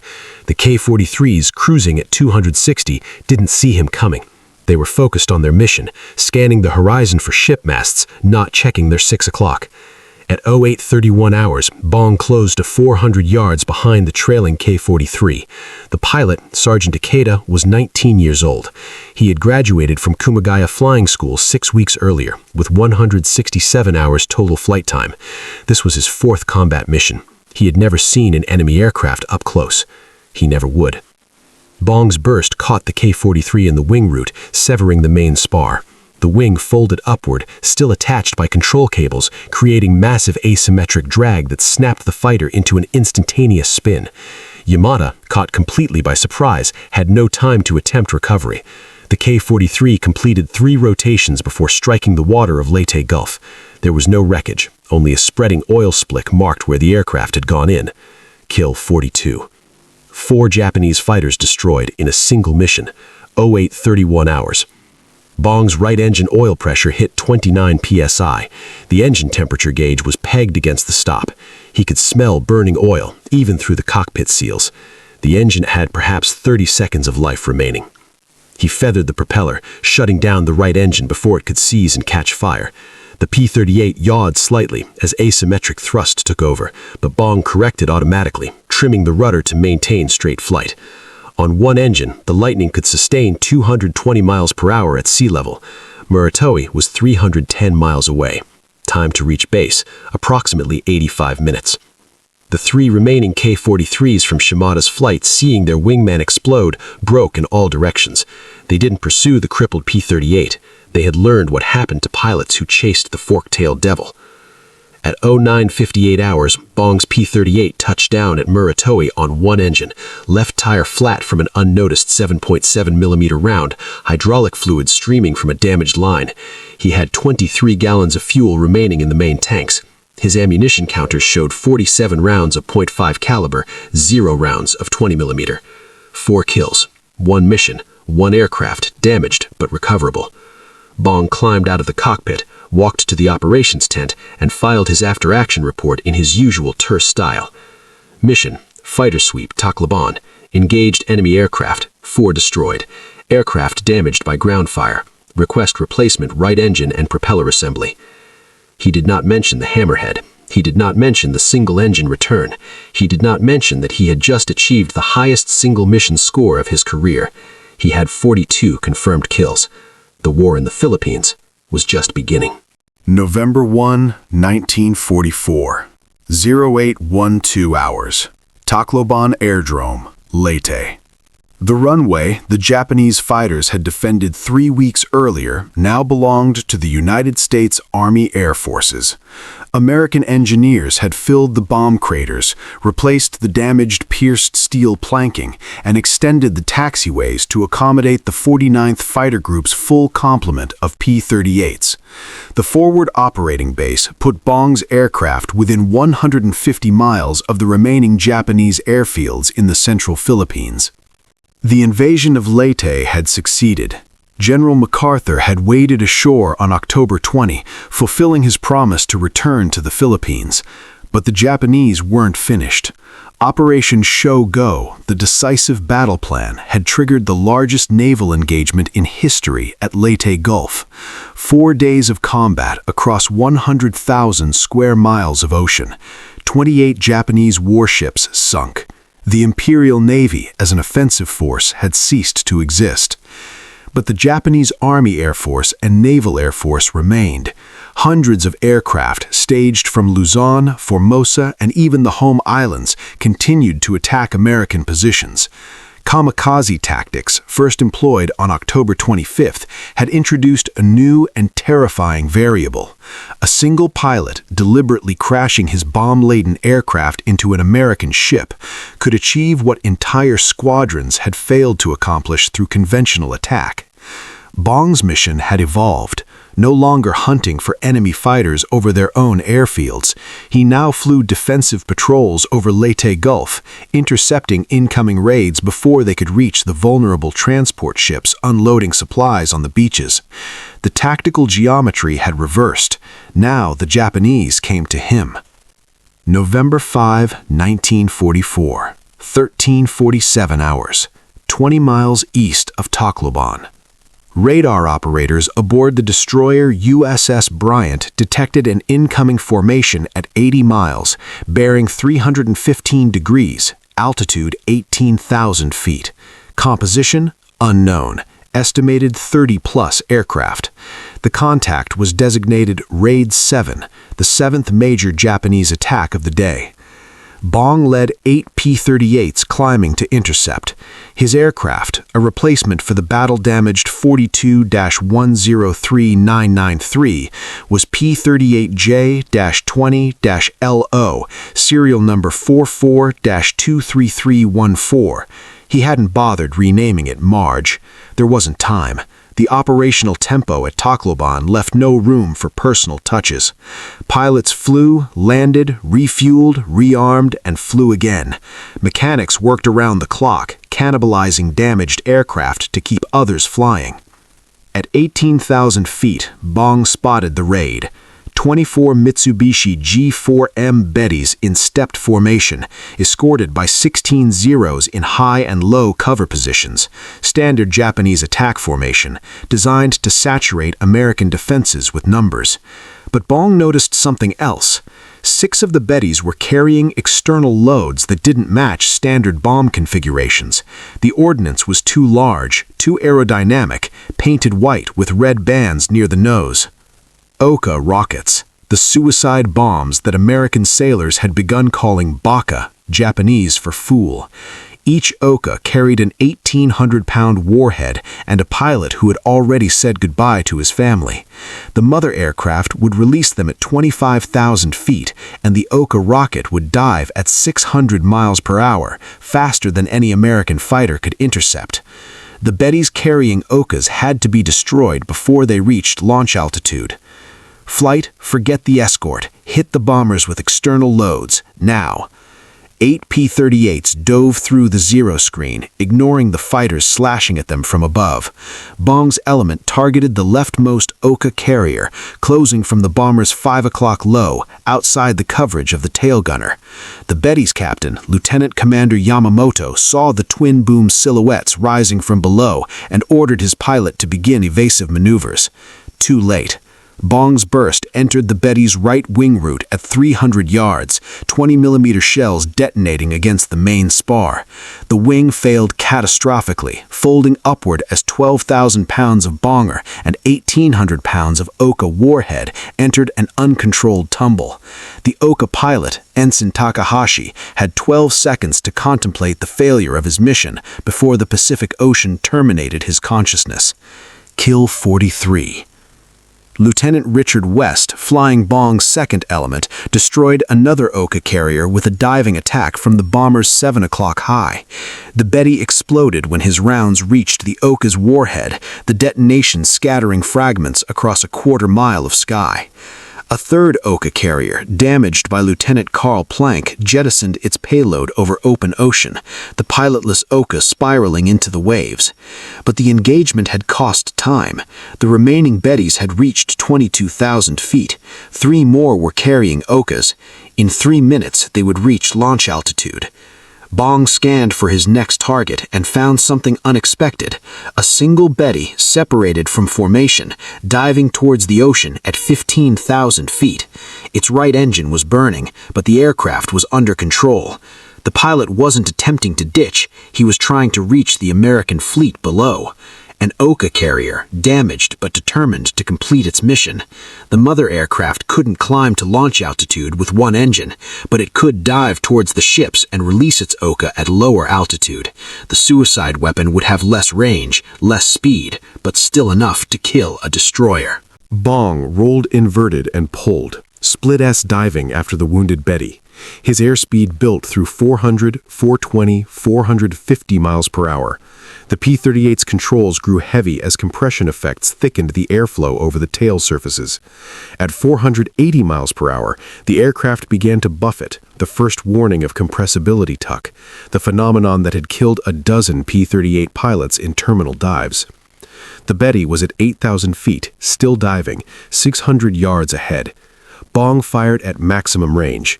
The burst was poorly aimed. At this speed, the controls were too heavy for precise tracking. Tracers scattered around the Betty's fuselage, a few rounds striking the tail section. Not enough to stop it. The bomber continued its death dive toward the American fleet. 6,000 feet. Bong closed to 400 yards, fighting the controls, forcing the nose down against the aerodynamic forces trying to push it up. He fired again. This burst was better, rounds walking across the Betty's left wing, punching through fuel tanks, igniting the volatile aviation gasoline. The Betty began to burn, but the pilot held course. 4,000 feet. The American fleet was visible now, a dozen ships scattered across Leyte Gulf, each one a potential target. The Oka pilot, trapped in his cramped cockpit beneath the bomber's belly, waited for the release signal. At 3,200 feet, the Betty's left wing finally failed. The fire had weakened the main spar beyond structural limits. The wing folded upward, and the bomber entered an asymmetric spin, Oka still attached. The suicide weapon and its pilot died 2,000 feet above the waves, their mission unfulfilled. Kill 44. November 10th, 1944. General George Kenney visited Tacloban to assess operations. He found Bong in the maintenance area, helping a crew chief troubleshoot a magneto problem on a P-38 that wasn't even his assigned aircraft. The ace's flight suit was stained with hydraulic fluid and engine oil. He had flown 4 missions in the past 2 days, destroying 2 more Japanese aircraft. "Dick, when's the last time you slept?" Bong considered the question. "Yesterday, I think. Maybe the day before." "You've got 46 kills. You've broken every record. You've proven everything that needs proving. When are you going to stop?" "When they stop coming, sir." Kenny understood the response. He'd seen it in the First World War, in the men who kept flying long after reason demanded they stop. Some called it courage, others called it addiction. The truth was somewhere in between, a combination of duty, skill, and the terrible clarity that came from operating at the edge of human capability. "MacArthur wants to see you," Kenny said. "December 7th. He's putting together something special." November 15th, 1944. 0923 hours, Ormoc Bay, Leyte. Japanese reinforcement convoys were attempting to land troops on the western coast of Leyte, contesting American control of the island. The 49th Fighter Group was tasked with convoy interdiction, attacking the transport ships before they could unload their cargo of soldiers and supplies. Bong's flight of 4 P-38s caught a convoy of 6 transport ships escorted by 2 destroyers 40 miles west of Ormoc. The ships were making 12 knots, zigzagging to avoid submarine attack, still 2 hours from the beach. Anti-aircraft fire erupted as the P-38s approached, 25mm and 40mm tracers creating a lattice of steel above the convoy. The P-38's 4 50 caliber guns and single 20mm cannon were designed for air-to-air combat. Against steel-hulled ships, they could cause damage but rarely sink. Standard procedure was to strafe the exposed crew positions, suppress the anti-aircraft fire, and wait for follow-on attacks by B-25s carrying skip bombs. But one ship caught Bong's attention, a small transport, perhaps 2,000 tons, riding low in the water with canvas-covered cargo on its deck. The cargo had a distinctive shape, angular, mechanical, familiar. Bong had seen that shape in hundreds of gun camera frames. Aircraft. Created K-43s, being transported to reinforce the dwindling Japanese air strength on Leyte. If those fighters reached the island, they would be reassembled within 48 hours and flying against American forces within 72. Bong pressed his attack through the flak, ignoring the tracers that crisscrossed his flight path. At 200 yards, he opened fire on the transport's deck cargo, walking his burst across the canvas-covered crates. Aviation gasoline and ammunition, stored with the disassembled aircraft, ignited under the concentrated 50 caliber fire. Secondary explosions ripped through the transport's cargo holds. The ship, suddenly ablaze from stem to stern, began to list as firefighting efforts failed. Not an air-to-air kill, but the destruction of perhaps 12 future enemy fighters. The calculus of war measured success in many currencies. November 21st, 1944. 2 Zeros intercepted over San Pablo Bay. November 28th, 1944. A single K-61 destroyed during a weather reconnaissance mission. December 1st, 1944. 3 K-43s caught taking off from a concealed airstrip near Ormoc. The kills accumulated, 47, 48, each one documented by gun camera footage, confirmed by wingman testimony, entered into the official record. Bong had surpassed Rickenbacker's World War I record months ago. He had exceeded the Pacific Theater record held by Major Thomas Maguire by a margin that seemed insurmountable. Every flight added to a legend that had grown beyond the man himself. December 4th, 1944. 5th Air Force Headquarters informed Bong that he was being grounded. The order came directly from General MacArthur. Effective December 8, 1944, Major Richard I. Bong would be withdrawn from combat operations and returned to the United States. He was too valuable to lose. The American public needed heroes to sustain morale. The War Department needed Bong alive for war bond tours and training film productions. Bong had 3 days of combat operations remaining. December 5th, 0742 hours, Western Leyte. A mixed formation of K-43s and K-84s, 8 aircraft total, attacked American positions near Ormoc. Bong's flight of 4 P-38s scrambled from Tacloban to intercept. The engagement developed over the mountains west of the city, both formations maneuvering for advantage in the tropical cumulus.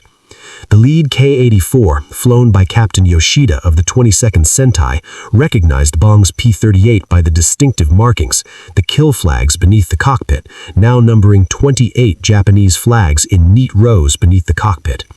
Yoshida had read the intelligence reports. He knew this was the American they called the Ace of Aces. He also knew that whoever shot down this pilot would become a legend. Yoshida pressed his attack with calculated precision. The K-84's superior climb rate gave him the initiative, allowing him to dictate the vertical fight. He dove on Bong from the sun, firing at 400 yards, tracers reaching for the P-38's cockpit.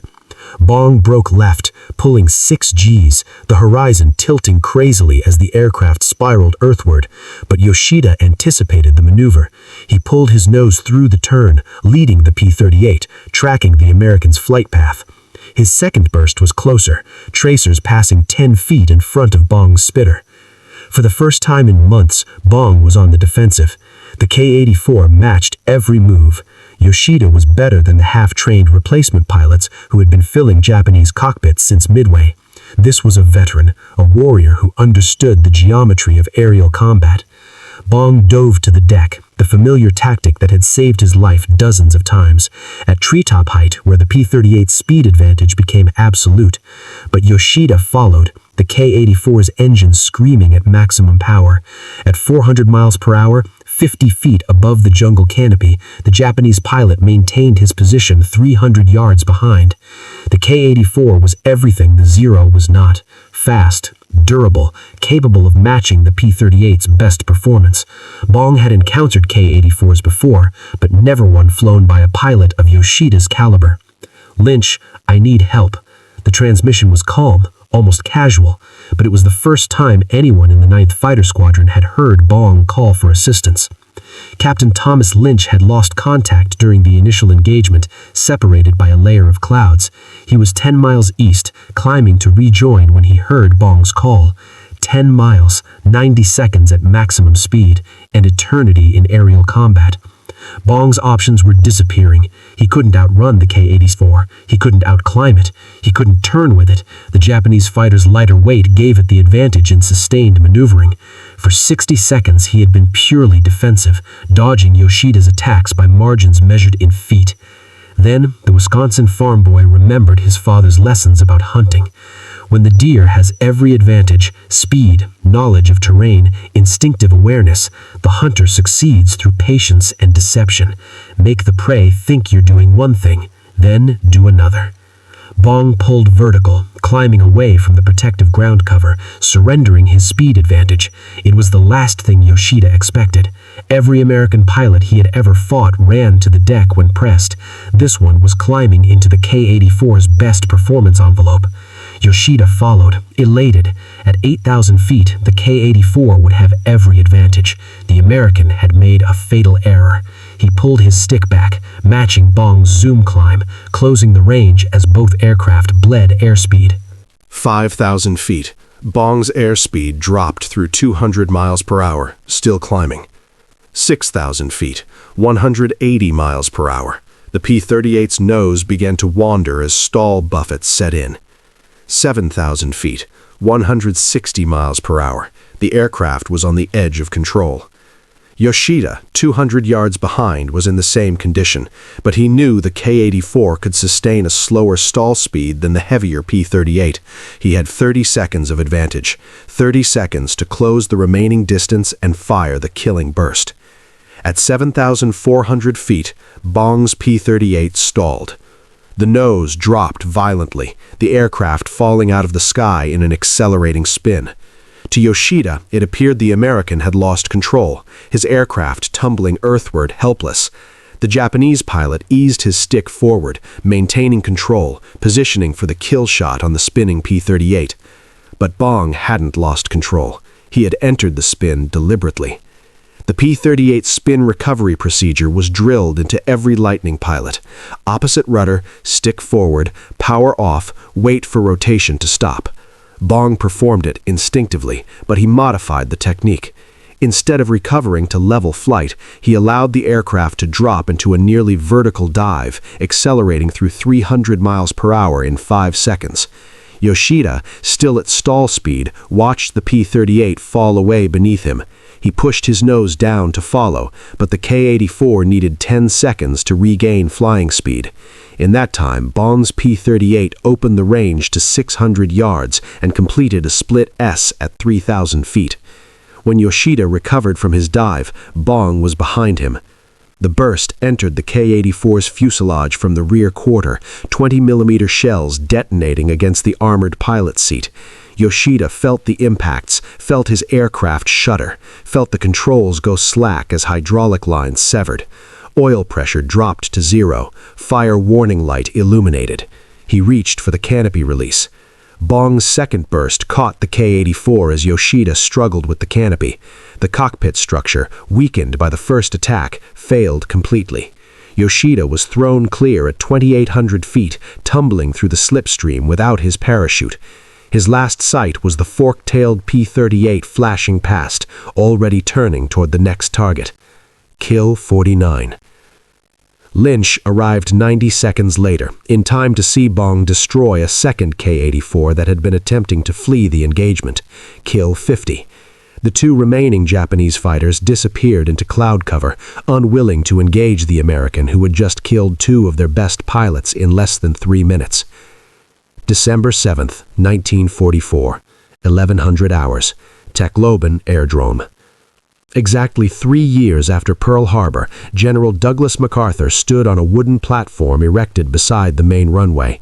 The 49th Fighter Group's personnel, pilots, mechanics, armorers, clerks, formed ranks facing the platform. Behind them, P-38s were parked in revetments, engines silent for the ceremony.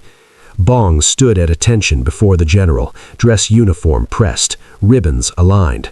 The Distinguished Service Cross, the Silver Star with oak leaf cluster, the Distinguished Flying Cross with 7 oak leaf clusters, the Air Medal with 14 oak leaf clusters, and the Purple Heart.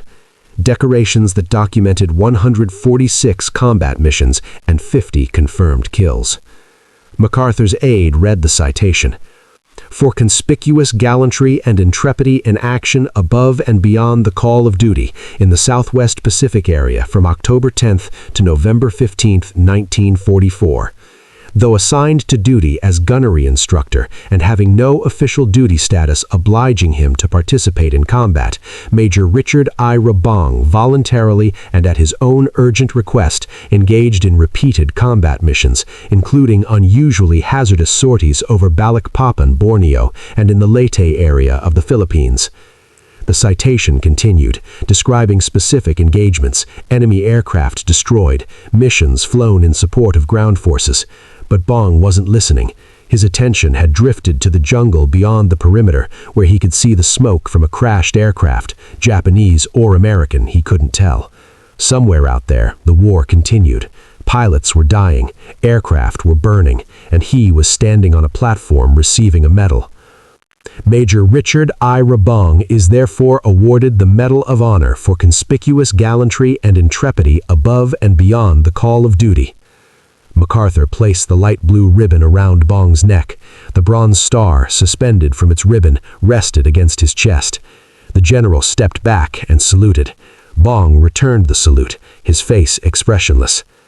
Cameras clicked. Newsreel operators captured the moment for audiences across America. The Wisconsin farm boy had become the highest decorated aviator in American history. That evening, in the officers' mess, the 9th Fighter Squadron held an unofficial celebration. Beer, traded from the Navy for Japanese souvenirs, flowed freely.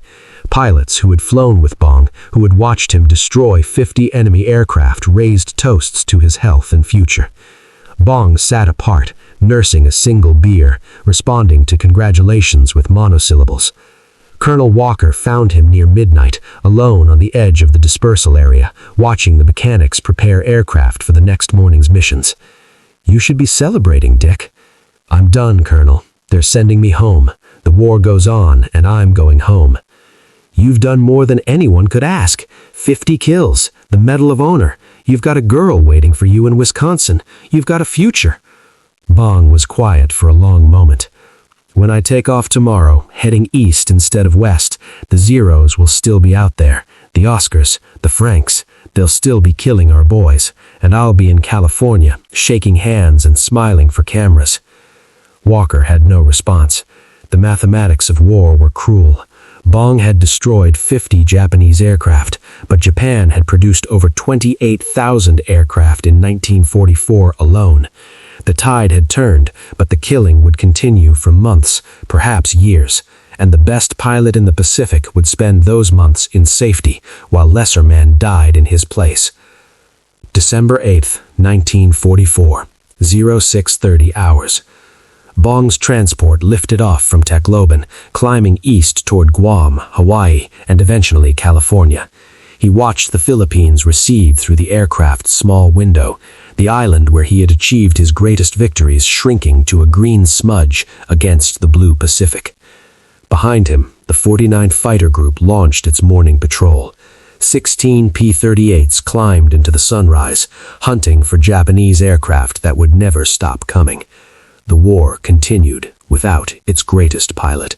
January 1945, Los Angeles, California. The War Bond tour was everything Bong had feared. Photographers at every stop, reporters asking the same questions, crowds of civilians who wanted to shake the hand of America's ace of aces. He smiled when required, answered questions with carefully rehearsed responses, posed with factory workers and school children and mayors of cities he'd never heard of. The Army Air Force's public relations apparatus had transformed him into a symbol. Posters featuring his photograph appeared in recruiting offices across the country. Newsreel footage of his Medal of Honor ceremony played in theaters before feature films. Magazine articles described his exploits in breathless prose that bore little resemblance to the reality of aerial combat. Bong endured it. He understood the purpose. War bonds funded the aircraft and ammunition that kept his former squadron mates alive. Every handshake, every photograph, every awkward public appearance contributed to the industrial machine that was grinding Japan into defeat.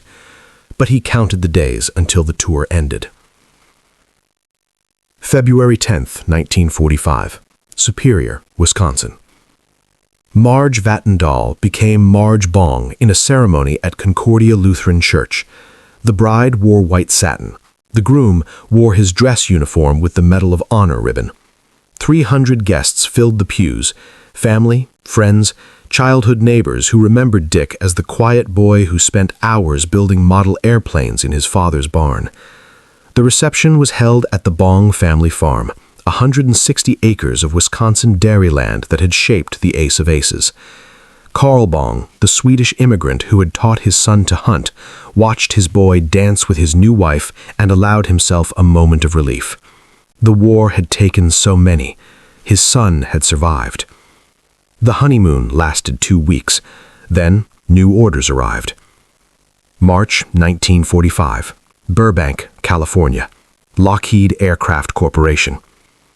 The P-80 Shooting Star represented the future of military aviation, America's first operational jet fighter, powered by a General Electric I-40 turbojet producing 4,000 pounds of thrust. Top speed, 558 miles per hour, 150 miles per hour faster than the P-38. Service ceiling, 45,000 feet. Range, 1,200 miles. The aircraft that would make propeller-driven fighters obsolete overnight. Bong was assigned to the test program as an operational evaluator. His job, fly the P-80, identify its strengths and weaknesses, develop tactics for jet versus jet combat. The Army Air Forces wanted its best pilot learning the new technology, preparing to train the next generation of fighter pilots for the wars to come. The transition from propeller to jet required relearning everything. The P-80 had no propeller torque, no carburetor ice, no magneto timing issues, but it also had no propeller wash over the control surfaces at low speed, making it sluggish during takeoff and landing. The jet engine responded slowly to throttle inputs, spool-up time that could prove fatal if a pilot needed instant power. Fuel consumption was staggering, limiting mission duration to barely an hour. Bong flew the P-80 17 times between March and August 1945. Each flight revealed new characteristics, new limitations, new possibilities. He filled notebooks with observations, developing procedures that would become standard doctrine for jet operations. The farm boy who had revolutionized propeller-driven tactics in the Pacific was now pioneering the jet age. But his mind remained with the men still fighting. The war in the Pacific ground toward its conclusion. Iwo Jima fell in March after 26,000 American casualties. Okinawa, invaded in April, became a charnel house. 12,500 Americans dead, 110,000 Japanese dead, perhaps 150,000 Okinawan civilians killed in the crossfire. The Japanese home islands awaited invasion, defended by millions of soldiers prepared to die for their emperor. Major Thomas Maguire, Bong's rival for the Ace of Aces title, was killed on January 7, 1945, over Negros Island. His P-38 stalled during a low-altitude turning engagement with a Ki-43. Maguire had 38 confirmed kills. He was attempting to match Bong's record when he died. The news reached Bong in California, a reminder that the skills which had kept him alive for 146 missions could fail anyone on any day. August 6, 1945, 14:30 hours, Lockheed Air Terminal, Burbank, California. The P-80A-1, serial number 4485048, sat on the runway apron, its sleek silver fuselage gleaming in the California sun. This was Bong's 18th flight in the jet, a routine acceptance test following a maintenance inspection. Check the engine performance, verify the control responses, log the flight time, and return for debriefing. A milk run by any measure. Bong completed his pre-flight inspection at 14:15. Fuel, 425 gallons. Engine instruments, normal. Control surfaces, free and correct. He climbed into the cockpit, settled into the ejection seat, a new safety feature that propeller aircraft lacked, and began the engine start sequence. The I-40 turbojet ignited at 14:22, its distinctive whine building as the compressor spooled to operating speed. Bong taxied to runway 25, received takeoff clearance from the tower, and advanced the throttle. The P-80 accelerated smoothly, its single jet engine pushing the aircraft past 80, 100, 120 miles per hour. At 145 miles per hour, the nose gear lifted. At 160, the main gear left the runway. The P-80 climbed into the clear August sky, gear retracting, airspeed building toward 300 miles per hour. At approximately 300 feet altitude, the engine flamed out. The I-40's fuel pump, installed during the recent maintenance, had failed. Aviation gasoline stopped flowing to the combustion chamber. The compressor, suddenly starved of fuel, began to decelerate. Thrust dropped from 4,000 pounds to 0 in less than 2 seconds. Bong had perhaps 4 seconds to respond. The P-80 carried an ejection seat. Pulling the handle would blast him clear of the aircraft, his parachute deploying automatically. At 300 feet, with the aircraft still nose high and decelerating, ejection was survivable. But ejection at low altitude was untested. No American pilot had ever used the P-80's ejection seat in an emergency. The system might work, it might not. And if Bong ejected, the pilotless aircraft would crash into the residential neighborhood of North Hollywood, 2,000 yards beyond the runway threshold. He made his choice in the time between heartbeats. Bong pushed the nose down, attempting to maintain flying speed while searching for a landing spot. The P-80, gliding at 180 miles per hour with no power, descended at 2,000 feet per minute. He had 9 seconds before impact. The aircraft crossed Oxnard Street at 50 feet, still descending. A vacant lot appeared ahead, barely large enough for a wheels-up landing. Bong aimed for it, holding the wings level, fighting to maintain control as the airspeed bled off. At 25 feet, the P-80's nose dropped as stall buffet began.